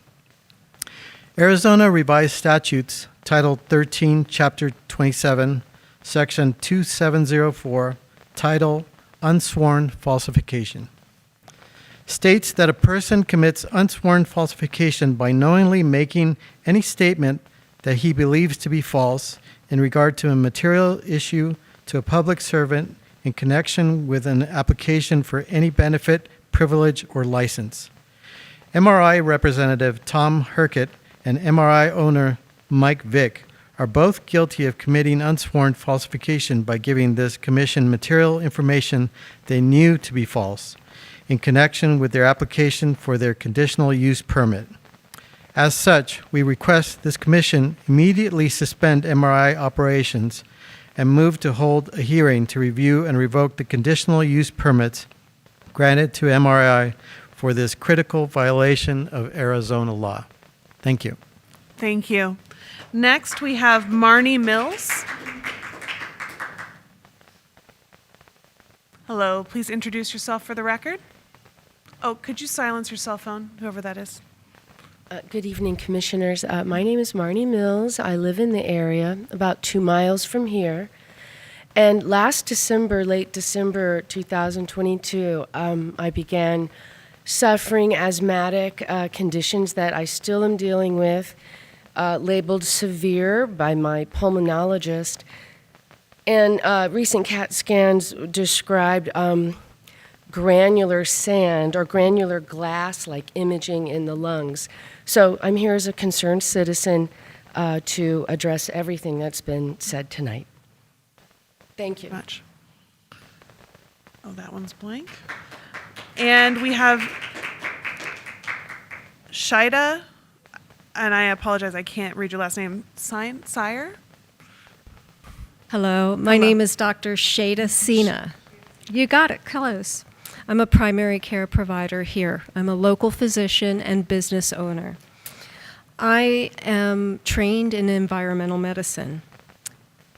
In June, I was drawn into this situation by a concerned physician and Children's Health Defense. At this meeting, I was given a sample of what was blowing into someone's unit next to the slag pile. I took it upon myself to send the specimen in to my laboratory, doctor's data, where I test blood, hair, and urine on patients who have heavy metal toxicity. The results showed high levels of arsenic, lead, iron, barium, even cadmium, chromium, many metals. What was more concerning is the size of the particles. They were PM 2.5 and less. If you don't know what that means, that's particle matter, and that's microns. To imagine what a micron is, think about a bacteria. So these particles are as small as bacterial cells, maybe even smaller. I want you to think about children's respiratory system. They breathe faster than we do, so they're going to be inhaling lead, arsenic, cadmium, and they're going to be crawling all over the playgrounds, putting things into their mouth. Recently, I had a cancer patient send me a picture of their storage unit that has had infiltration of this slag dust, which looked just like what I sent into doctor's data. She is moving, so she's in the unit 4 times a month since she bought her new house in Prescott. I have been testing her all along since I diagnosed her 1.5 years ago. On a recent test, she has got elevated barium, arsenic, and lead. I requested ADEQ test her unit, which they have not responded. I have contacted DHS, which is Department of Health and Human Services, and CDC, who are now involved. I have submitted complaints to the city, ADEQ, CDC, and DHS. This week, I got an email from MRI saying they're blasting today and Wednesday. ADEQ has responded they are not testing. This is terrible. MRI's phase 2 studies will be inadequate. I would love to talk to you about what does it mean to assess, to remediate, and what does it mean reclamation, and how do we do this in a conscious manner? Thank you for your time. Thank you. At this time, I have all of the forms that I was initially handed. Is there anyone still out in the public this evening who would like to make a statement or ask a question? All right, no one is coming forward, so at this time, I am closing the floor to the public. This is the end of the call to the public. And just as a reminder, the commission cannot directly respond at this time. Thank you so much for your civic involvement. Oh, one more. Oh. That's an item on the agenda, so we will have you speak after. Yeah, it is on the agenda. Yeah. So we'll have you speak after the staff presents that. Is what? Staff is going to present the general plan? I saw it all on Saturday. Oh. Well, this is a little out of order. Staff, is it okay if he goes first? Yeah. Madam Chair, that's up to you and the commission. Okay. Sir? Yes. If you'd like to speak first, that's okay.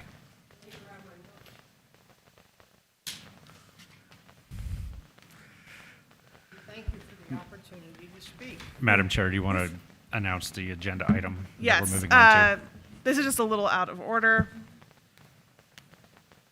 Just one moment.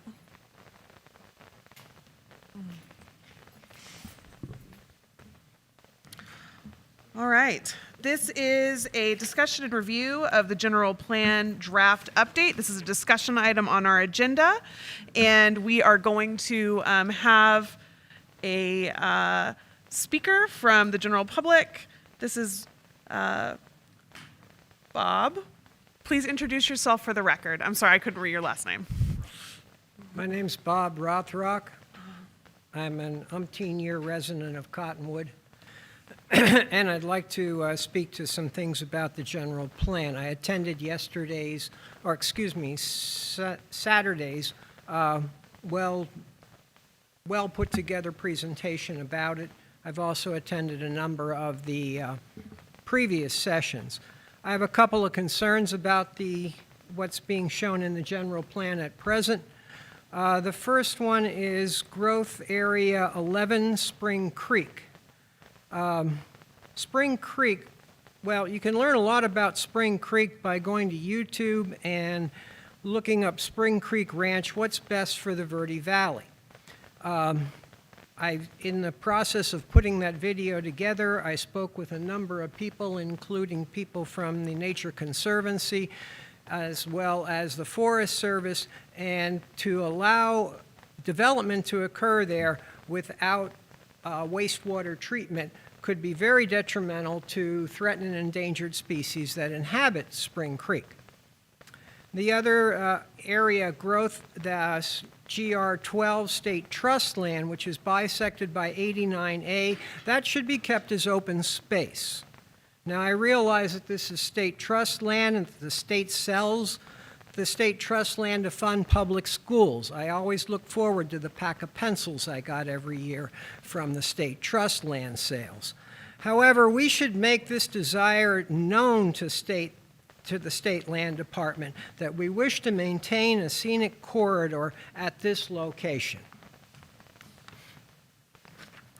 And finally, our water resources. How are our wells doing? The 2014 ADWR report, that's Arizona Department of Water Resources, that report showed that wells in the Verde Valley some are gaining water, some are staying the same, and in some cases they're dropping dramatically. The Arizona Water Company in Sedona has informed their customers that their combined wells drop 9/10 of a foot annually, which, when you consider the depth of their wells, isn't a huge amount. However, we here in Cottonwood, we don't have a clue how our wells are doing. We, the people of Cottonwood, own our water company. We should be informed of the status of our resources, too. Thanks again for the opportunity to speak. Next, since we're doing this first, I have Joy Mosley speaking regarding the general plan draft. Please introduce for yourself for the record. I am Joy Mosley, and I'm a 17-year resident of Cottonwood. And although I'm not here representing the HOA in which I live, it is an HOA with private streets.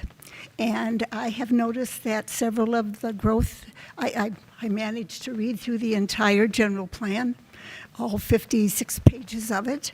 But in the growth areas 2, 3, 5, 7, 9, and 11, private streets are proposed. And as I said, as a member of an HOA with private streets, we are an aging population now burdened with private streets, to maintain private streets. And I would strongly suggest that you consider the elimination of private streets in future planning of these areas. It may be fine at the beginning, but like I say, as the population of those communities begin to age, they become burdened. And we don't have it becomes difficult with limited incomes to come up with the resources to maintain private streets. So that's my concern. And thank you for listening. All right. Now, staff, Gary, general plan update. It's 3 minutes. Yeah, 3 only. I will speak very quickly then. Thank you, Madam Chair. I'm Gary Davis with Community Development, City of Cottonwood. And this is the second presentation that we've brought to you as a discussion item since putting out the October 3rd draft. And if anybody wants an extra copy of that draft, we handed them out at that meeting, but we've got some extras here if you want to grab one and take notes on it. I did make a few extras for us. And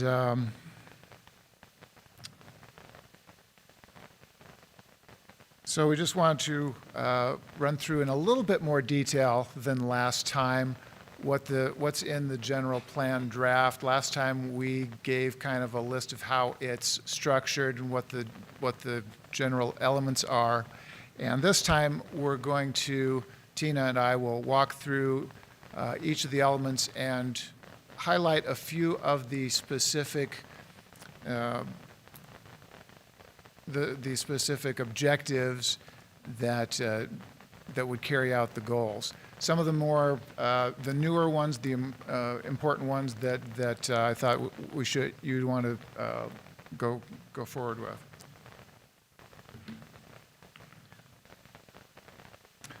Okay, just a little schedule here. Tonight, the 20th, we have discussion and public comment, and at the Planning and Zoning Commission meeting on December 18th. That will be our actual public hearing. That will be our noticed public hearing, and at that point we can have motions to amend the draft.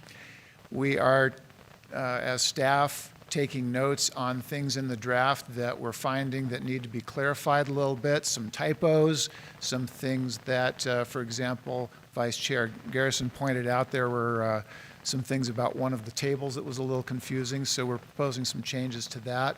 So there will be we'll have a running list of possible amendments for that amendment, for that motion, and also the Planning and Zoning Commission can make additional motions for amendments at that time based on their concerns, based on what we hear from the public tonight and with and at that public hearing on the December 18th.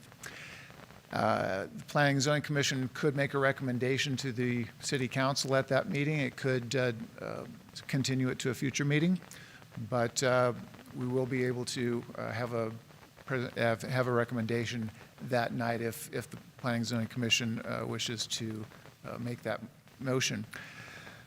Then it would go to the City Council sometime in the first half of 2024 for more meetings, more public hearings, and possible adoption. And after adoption by the City Council, then it would go to the voters for ratification at an election later in 2024.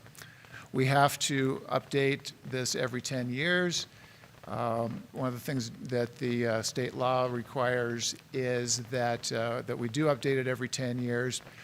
Also, that every city must adopt a comprehensive long-range general plan for the development of the municipality. So this is a plan. This is not a regulatory document. This is not code. This is not something to be enforced. This is a guideline for how the city wishes to develop over the next decade and beyond.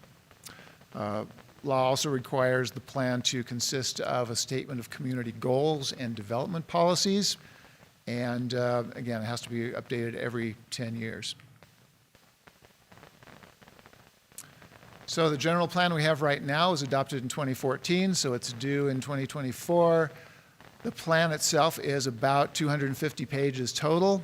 Of that, about 50 pages are the actual policies that are required by the state. Like a lot of general plans, it has a lot of background information, some study information. Those are things that we've placed into a separate document, as you may recall. So this general plan draft right now is about 54 pages in length, and the background information is contained in the City Atlas document, which will be updated again to more closely match the structure of the general plan draft. One of the things I wanted to discuss with the Commission is right now the current general plan is called General Plan 2025. We don't need to put a date on it, but we could. So does the Commission want to use a title like Cottonwood General Plan 2035, 2040, something like that, something we can think about between now and December. So in the general plan draft, we have an introduction explaining what it is and isn't, a table of contents, and an index of topics. And I think I mentioned last time that this index of topics we moved to the front so that people can more easily find particular topics they're interested in, and it will take them right to all of the goals and objectives that even mention that topic. So hopefully that's a way to make this more user-friendly. And also the statement of vision and values. This was the subject, as you'll recall, of a lot of meetings back in March and April when we asked people what their main concerns are. We had an online survey that we got about 500 responses to and got some really good input on that. So that's reflected in the vision and values that's in the front of this document. And in turn, those vision and values are reflected in the goals and the objectives that are in the plan, in addition to some of the goals and objectives that are in the plan now and some of the things that are in the current strategic plan that the council has adopted. So in this plan, there are 12 elements. The ones highlighted in red are the ones that are required specifically in state law, and the others are those that we've added as well to highlight the ordinance. As I said, we're keeping a running list of possible amendments that we could place into a motion at the next meeting.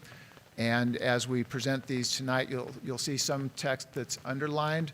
That's text that we are suggesting going forward with that's different from what's in the October 3rd draft. So if that looks new, that's why. So just to get into these elements, again, just highlighting some of the more salient objectives that are in each of the elements. Each of the element has an overall goal and then a series of objectives. It might be 3 objectives, it might be 12 or 15 objectives that are aimed at answering the question, okay, how do we accomplish that overall goal? The overall goals are very, very broad.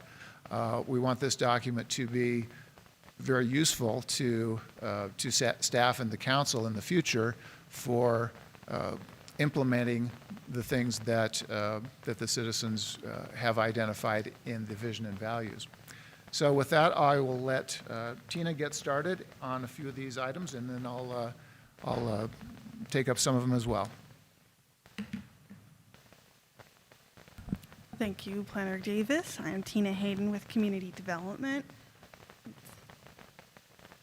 I will go over some of the elements, and then Gary will actually pop in for a couple more. We'll kind of tag team on this. In the first element regarding land use, the goal is to plan for a variety of land uses in optimal quantities and locations. We wanted to highlight Objective 1.1. The goal is to indicate a sufficient supply of land and plan for an appropriate mix of residential, commercial, and industrial development. The state does project that by the year 2040, the population of Cottonwood will grow by 1,600 persons.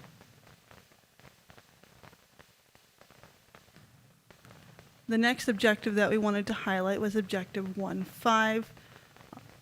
On the current land use map, all of our commercial area is designated as GC, General Commercial. The biggest change on the proposed land use map is that we've broken that down into neighborhood commercial and highway commercial. Neighborhood commercial would be compatible with the C1 light commercial zoning, and the highway commercial would be compatible with the C2 heavy commercial zoning. For Objective 1.5, we do want to pair neighborhood commercial land use designations with multifamily residential, as that is actually a permitted use in the C1 zone. Objective 1.6 indicates that we would want the highway commercial land use designation located adjacent to our highways. We want uses that for vehicles and big box retail on highly visible streets.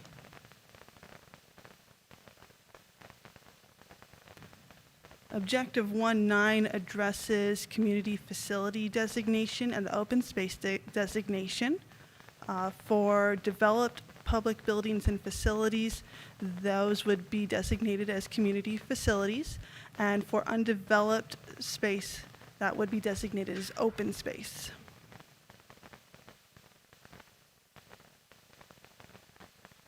We did want to address a series of land use designation changes that will vary from the current land use plan. The first one being changing the general commercial to neighborhood commercial and highway commercial.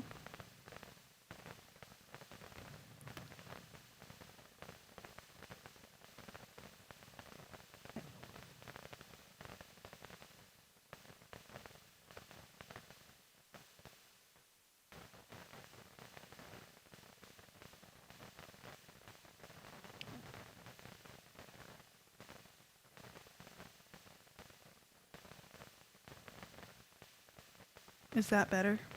Mm-hmm.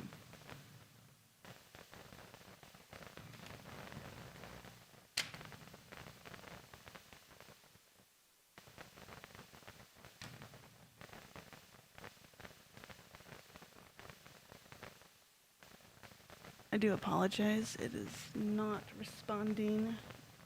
Yes, the Zoom, I can now see it. For those who are watching via Zoom, I can now see the presentation finally. Sorry to interrupt.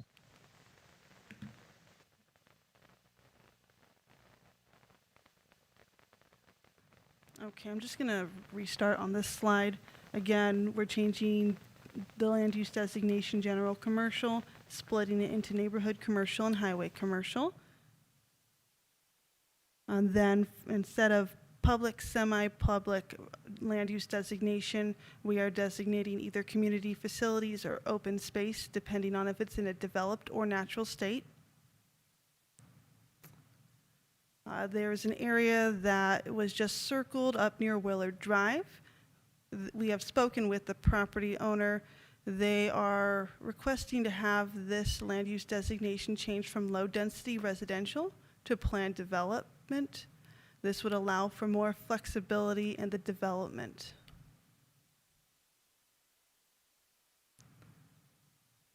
The area that was just circled is at Sixth Place and Aspen. It is currently designated as general commercial. Staff is looking to have it designated as light industrial, as there is a majority of uses that fall into the category of uses that is approved in the light industrial zoning.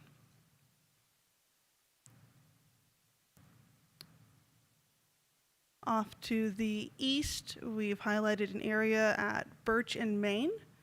The current land use designation is very low density residential and medium density residential.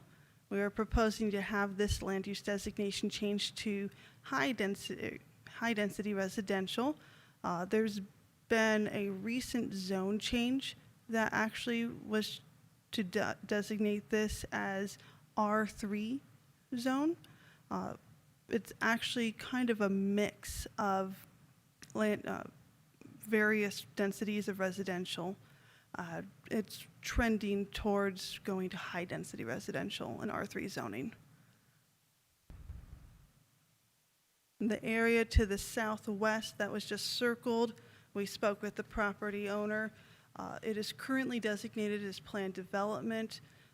They are content with switching to very low density residential. With the planned development, that would allow for higher density residential. We think that the very low density residential would actually reduce the traffic impact along Mingus.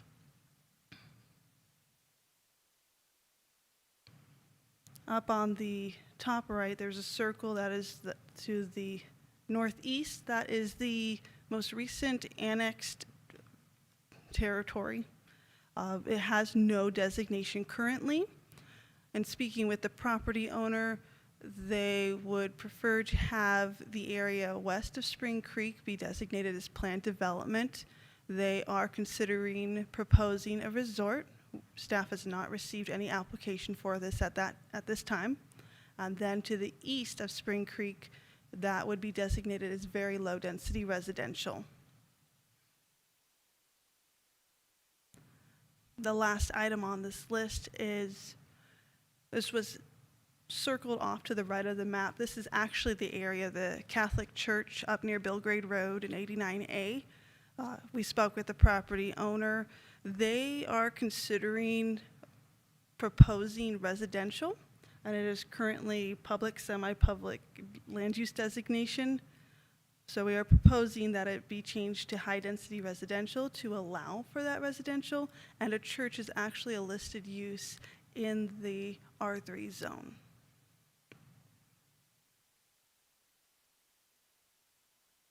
Okay. Moving on to element 2 with growth areas. The goal here is to manage sustainable growth by ensuring needed housing and commercial uses can be built on Cottonwood's remaining developable land. We wanted to highlight objective 2.1. There is actually a table in the general plan in this section that indicates the character that we would like to see for each of the 12 growth areas that are addressed in there.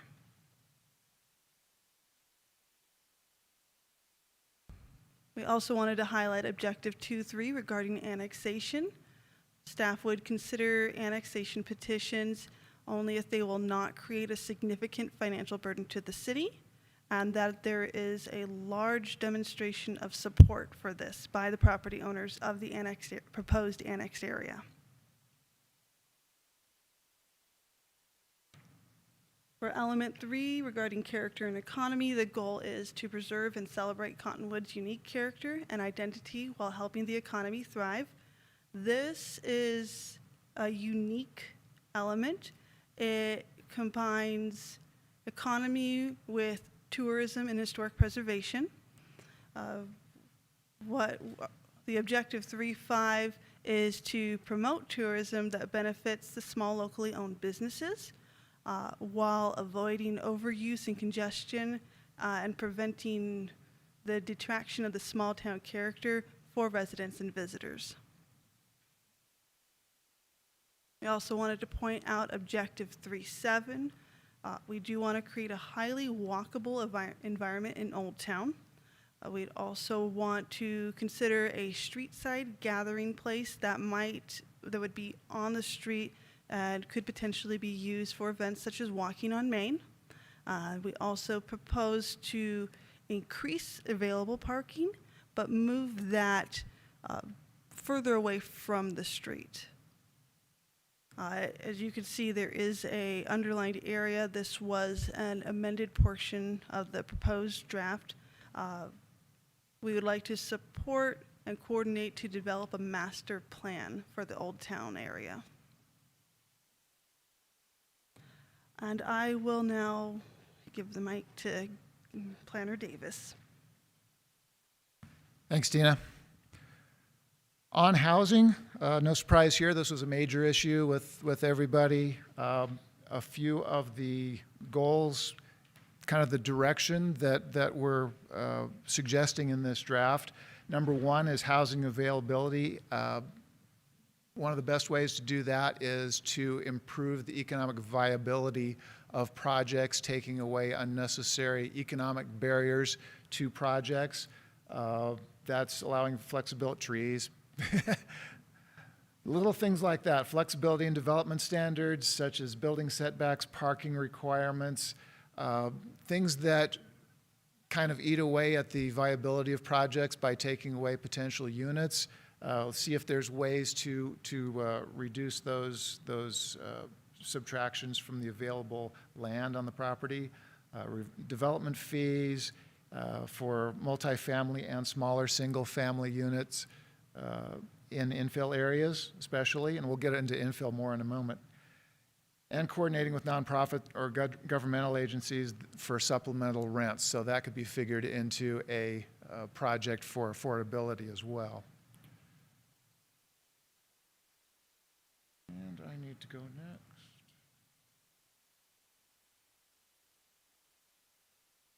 So which do I do? Okay.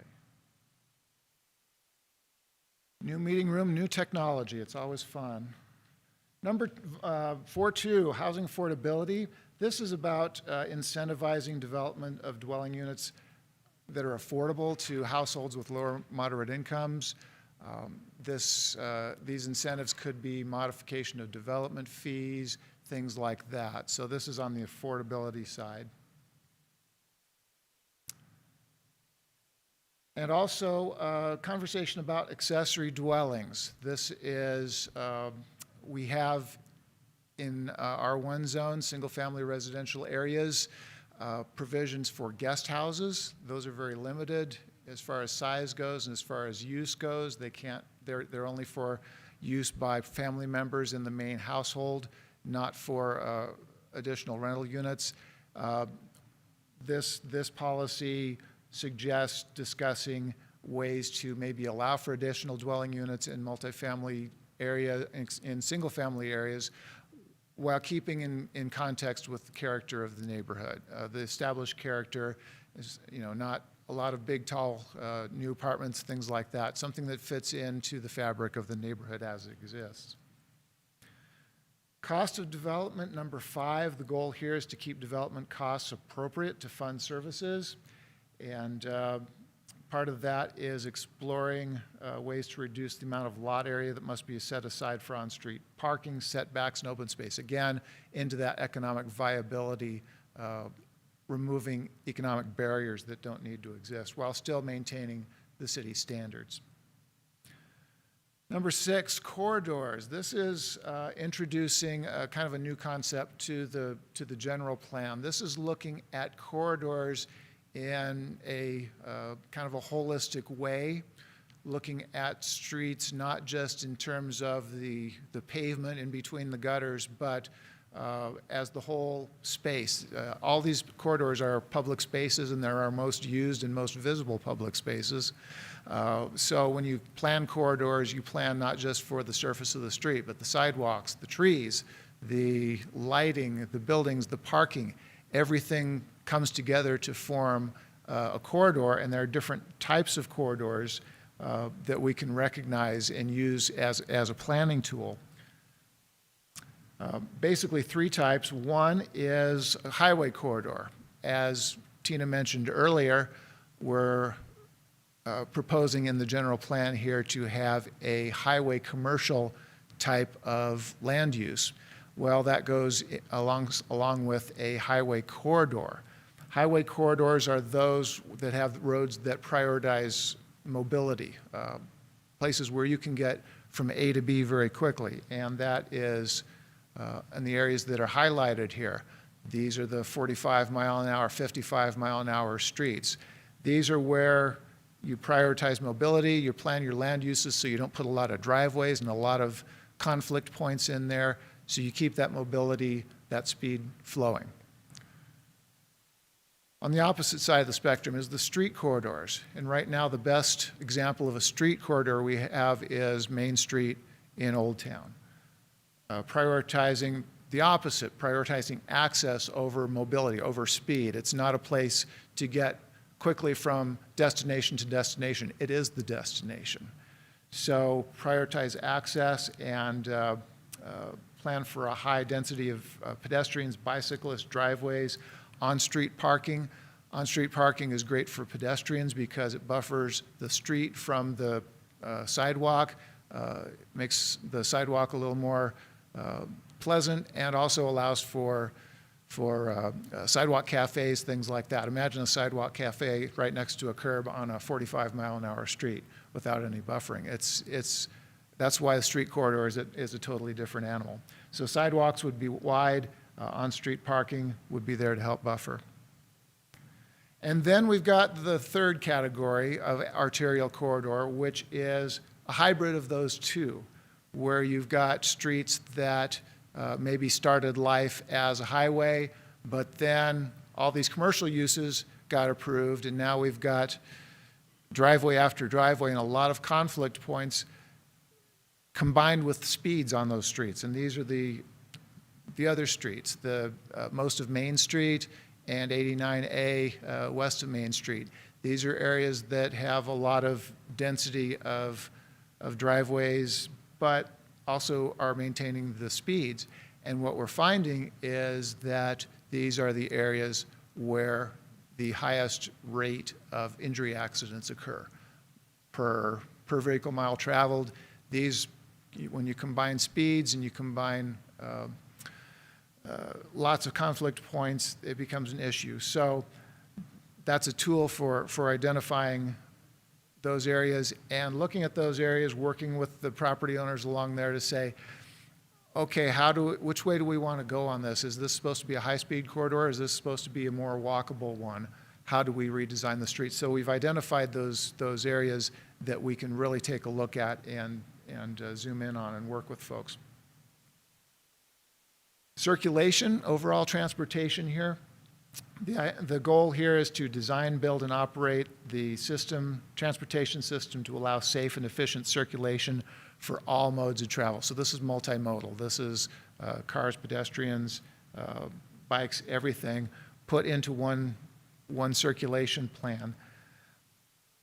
This plans for a well-connected system of all kinds of modes. Also ensure that the roadway system makes connections that provide additional route choices, preventing severe congestion. When you've got when you're not connecting your streets together and you've got just a few bottleneck points, that's where your congestion occurs. And we all know where the bottleneck is. The main one is 260 and 89A.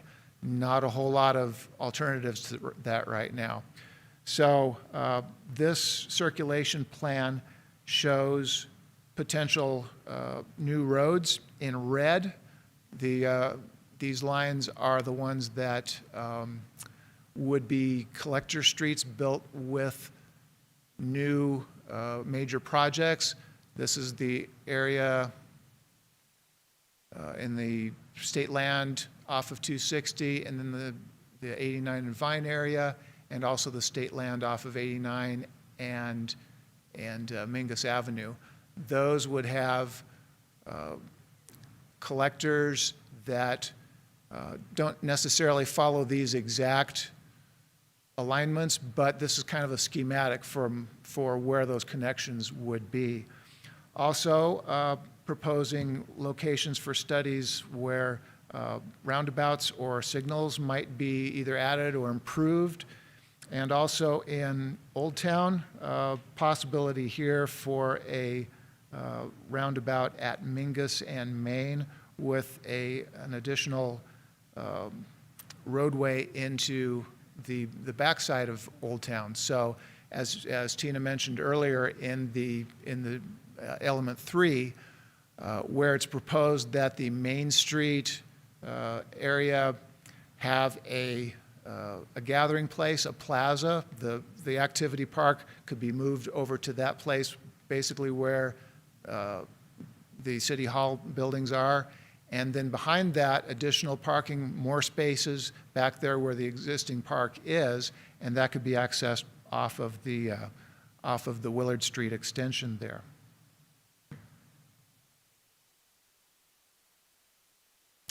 Also, we've had some comments about what's called the West Side Loop connector. It's something that's been talked about for, I don't know, probably 20 years.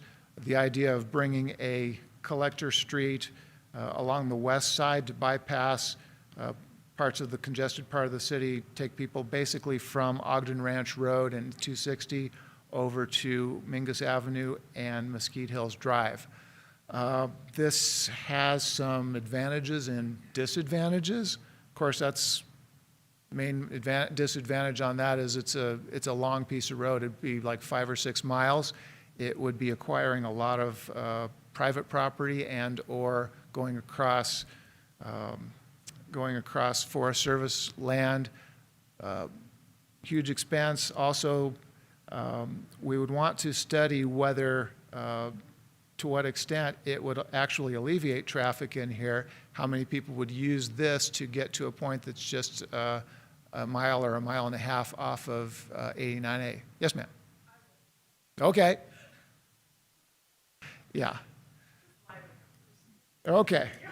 So anyway, there are comments like that. We don't have it shown on the plan right now. We don't have a policy in there right now, but there could be a policy for maybe at least studying the pros and cons of it to see if it's even worth talking about before we even talk about where the alignment exactly would go.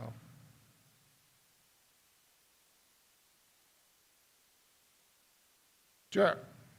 Actual question. Yes.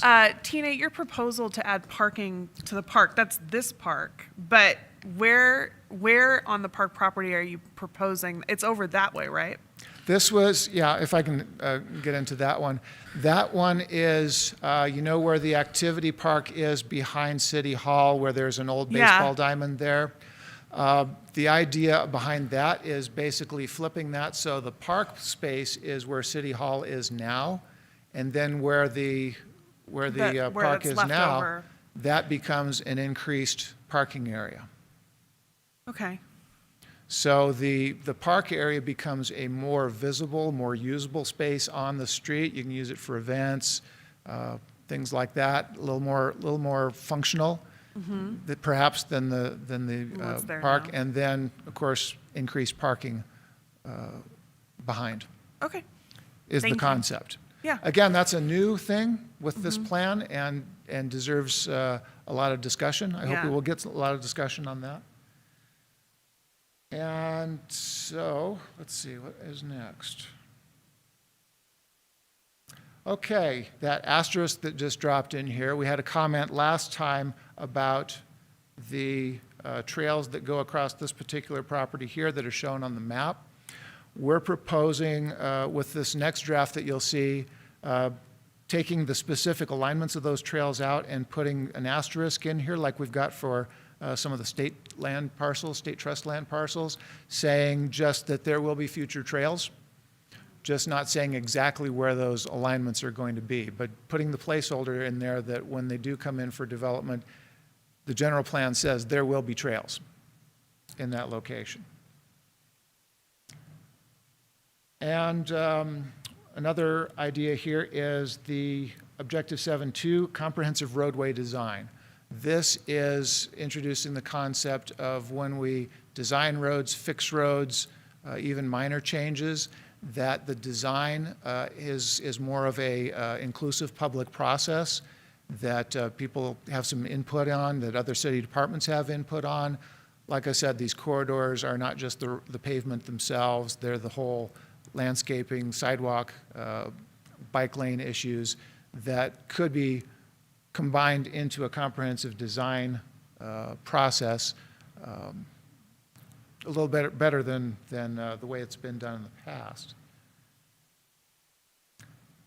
Airport, we got a lot of comments on the airport during our public hearings on the vision and values, and came up with at least some ideas that might help alleviate things for some people. Keeping in mind that the city doesn't have a lot of control. FAA controls aviation, but there may be some things that we can do to incentivize pilots to follow noise abatement practices, also getting agreements with flight schools to limit number of flights, things like that.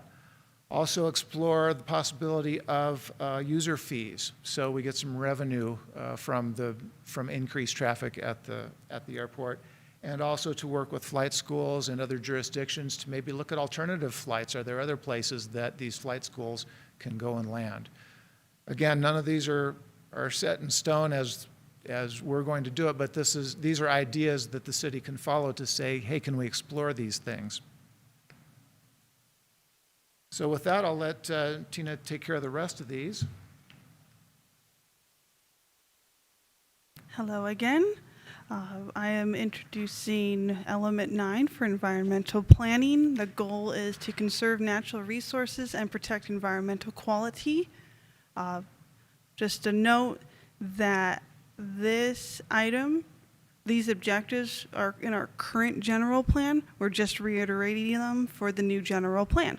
The first one is riparian buffers to require protective open space adjacent to the Verde River. And then objective 9.2 regarding stormwater detention is to require the detention systems that are adequate to prevent first flush pollution on new projects.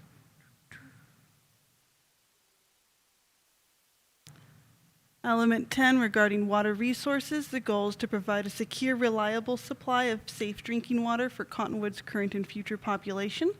This paragraph is not an objective. It is just to state that in 2009, we received a designation of adequate water supply that allows 6,000 acre-feet per year. Currently, we use just a little under 3,000 acre-feet per year. With the annual demand for water in 2040 will actually increase just a little above 3,000 acre-feet per year. And then objective 10.5, this is an objective that's in the current general plan and is actually in practice. We are just reiterating it, just maintaining a strong water conservation program with public education, recharge and reuse, and then recommending landscaping be designed per xeriscape principles. Element 11 regarding open space and recreation. The goal is to offer a rich variety of recreational and cultural opportunities. Objective 11.2 states that we just want to connect public open space areas such as Dead Horse Ranch State Park with an extensive trail system. So we do have trails throughout the region. We're just wanting to plug in trails to just complete the system. The last element is health and safety. This goal is to protect community health and safety through effective education, prevention, and response. Objective 12.5 calls out traffic safety. The plan here is to map locations of crashes, analyze the data, and then look at what conditions could be changed, kind of look at what went wrong and what we could do to prevent further accidents.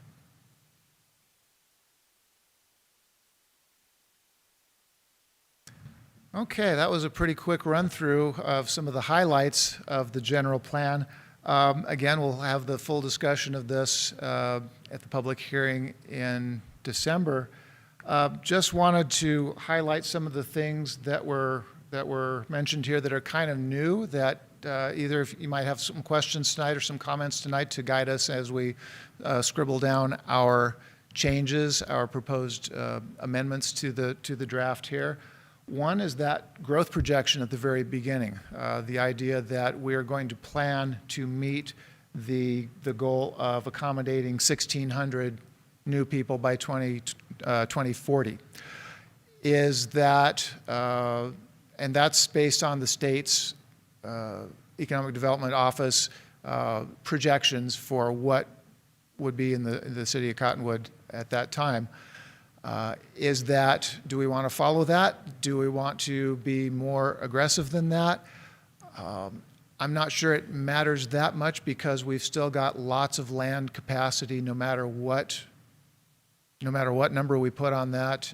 If it was even much higher, we've still got capacity within just the infill area, if we infill right, to accommodate that number by 2040. So that's something to keep in mind. Also, again, the title, do we want to call it General Plan 2035, 2040, or just the City of Cottonwood General Plan? That's perfectly fine. There's no reason to put a number on it if we don't need to put an arbitrary limit on the end of the planning area. Also, the idea we were talking about earlier, the Old Town Plaza versus parking, the flipping the locations of the park and the parking area to increase parking and to provide a more functional event space right at Main Street. Also, the idea, one of the commenters brought up earlier, is the idea of private streets and also gated communities. We've got I think it's Objective 1-12 that talks about this is not typical Cottonwood type of vibe to have a gated community. I don't think that's the exact word we used, but is that something that's still an issue, or does it matter whether we have gated communities, or does it make sense to have gated communities in maybe the outer parts of the city but not in the core of the city? Things like that to think about. The issue of private streets, one of the goals, I think it was in 7.1 that I kind of glossed over pretty quickly, was that where developers do not propose streets that go through. In other words, if it's one of those little pods of cul-de-sacs and loops and things that don't go anywhere, that nobody else from the city would use, then those would be private streets that would be maintained by a homeowners association. If streets go through, then yes, absolutely city public roads, but for smaller streets that essentially are kind of functioning as public roadways or private driveways for a certain number of residents, that could be the purview of a homeowners association. And that's done out of fiscal conservatism as much as anything else, because when cities take on any and all streets, they run the burden year after year forever of having to maintain those streets. So if those are streets that don't provide that are basically private drives and don't provide public connectivity, that seems a good way to not have the city take that on. And also the concept of the Western Loop Road. Again, do we want to acknowledge it in this plan?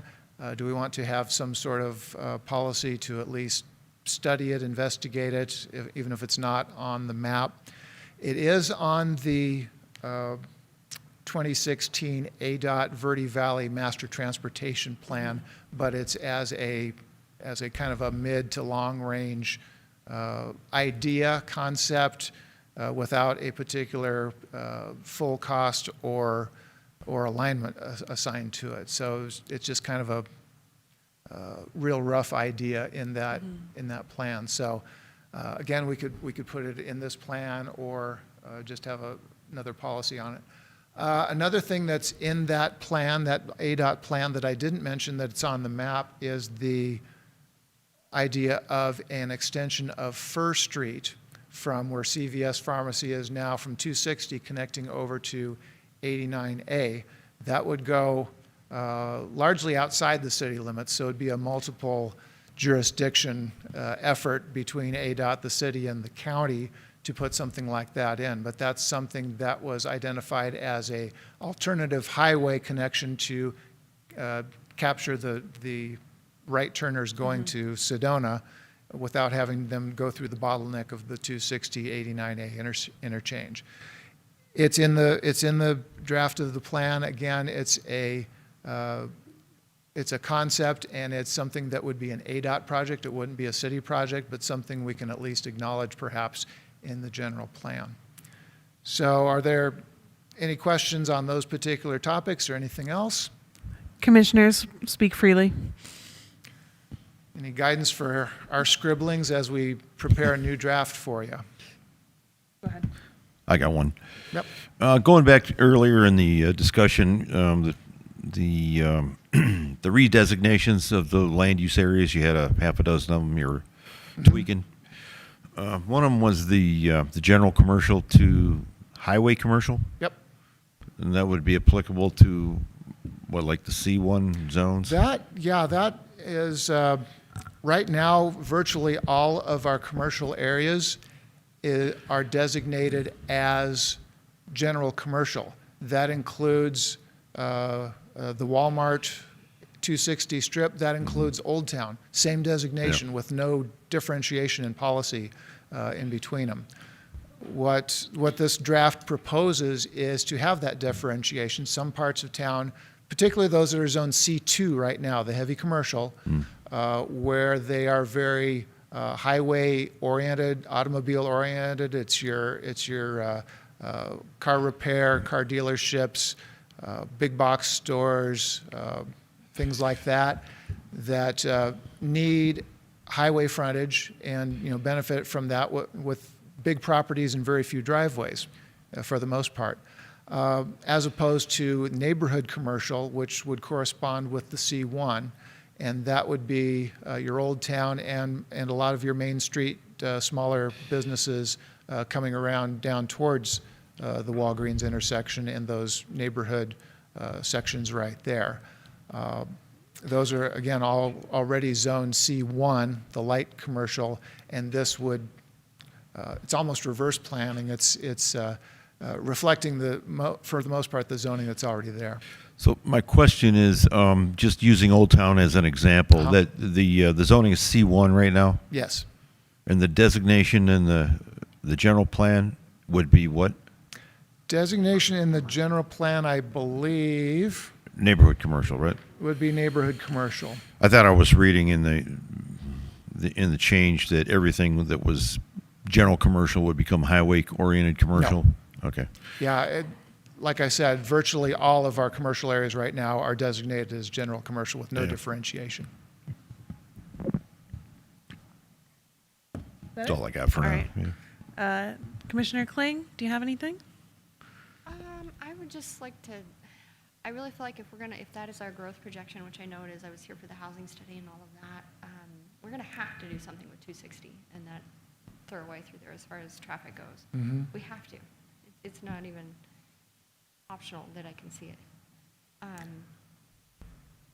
And then as far as the end date for the title, we have to review every 10 years, right? Or Yes. reinitiate. So Update. Mm-hmm. if we did 2040, there would not be the opportunity to go back and adjust at all if we labeled it 2040. Is that accurate, or is there the ability to go in and make changes throughout that duration? Not really. The title really doesn't affect the policies in the plan. It's just a title to maybe differentiate it from previous versions of the general plan. It doesn't. I don't think it would prohibit us from going back and making amendments. Now we are required to make major updates every 10 years, but there's nothing to prevent the city from going in and making adjustments every so often. We see general plan amendments pretty frequently when somebody comes in for a rezone. And some of those areas are the ones that we're looking at fixing, where we've got, for example, along the 89A corridor, where a long time ago they put in a strip of general commercial designation 200 feet from the highway, and then strip zoned that property there regardless of where the property lines are. That's one of the things that if you compare the old map to the proposed map here, the proposed map jogs to follow the property lines, so we don't have those mixed designations and we don't have that confusion of, hey, I've got a property that's half in commercial, half in industrial, what can I do? This acts as guidelines, essentially. We need to stay with them. Okay, thank you. Vice Chair? That was such an it's 8:39 answer. I'm with you. Unfortunately, I have a lot of thoughts, but I'm going to say them just really fast. So growth projection, I think that's super conservative for us, and that the way you make housing more affordable is by increasing more competition. So maybe we need to adjust for that a little bit, just something to think about. Title, General Plan Excelsior. That's where I'm at tonight. Old Town Plaza parking sounds like a good idea. Gated communities are a good way to have things happen where the city has no idea what's happening. And I feel like private streets, while fiscally responsible, can lead to weird, decrepit areas. All you have to do is drive through the Verde villages to see that. And then Western Loop Road is a super good idea, and so is that other one. Okay. I'm done. Lightning round. Thank you. I know.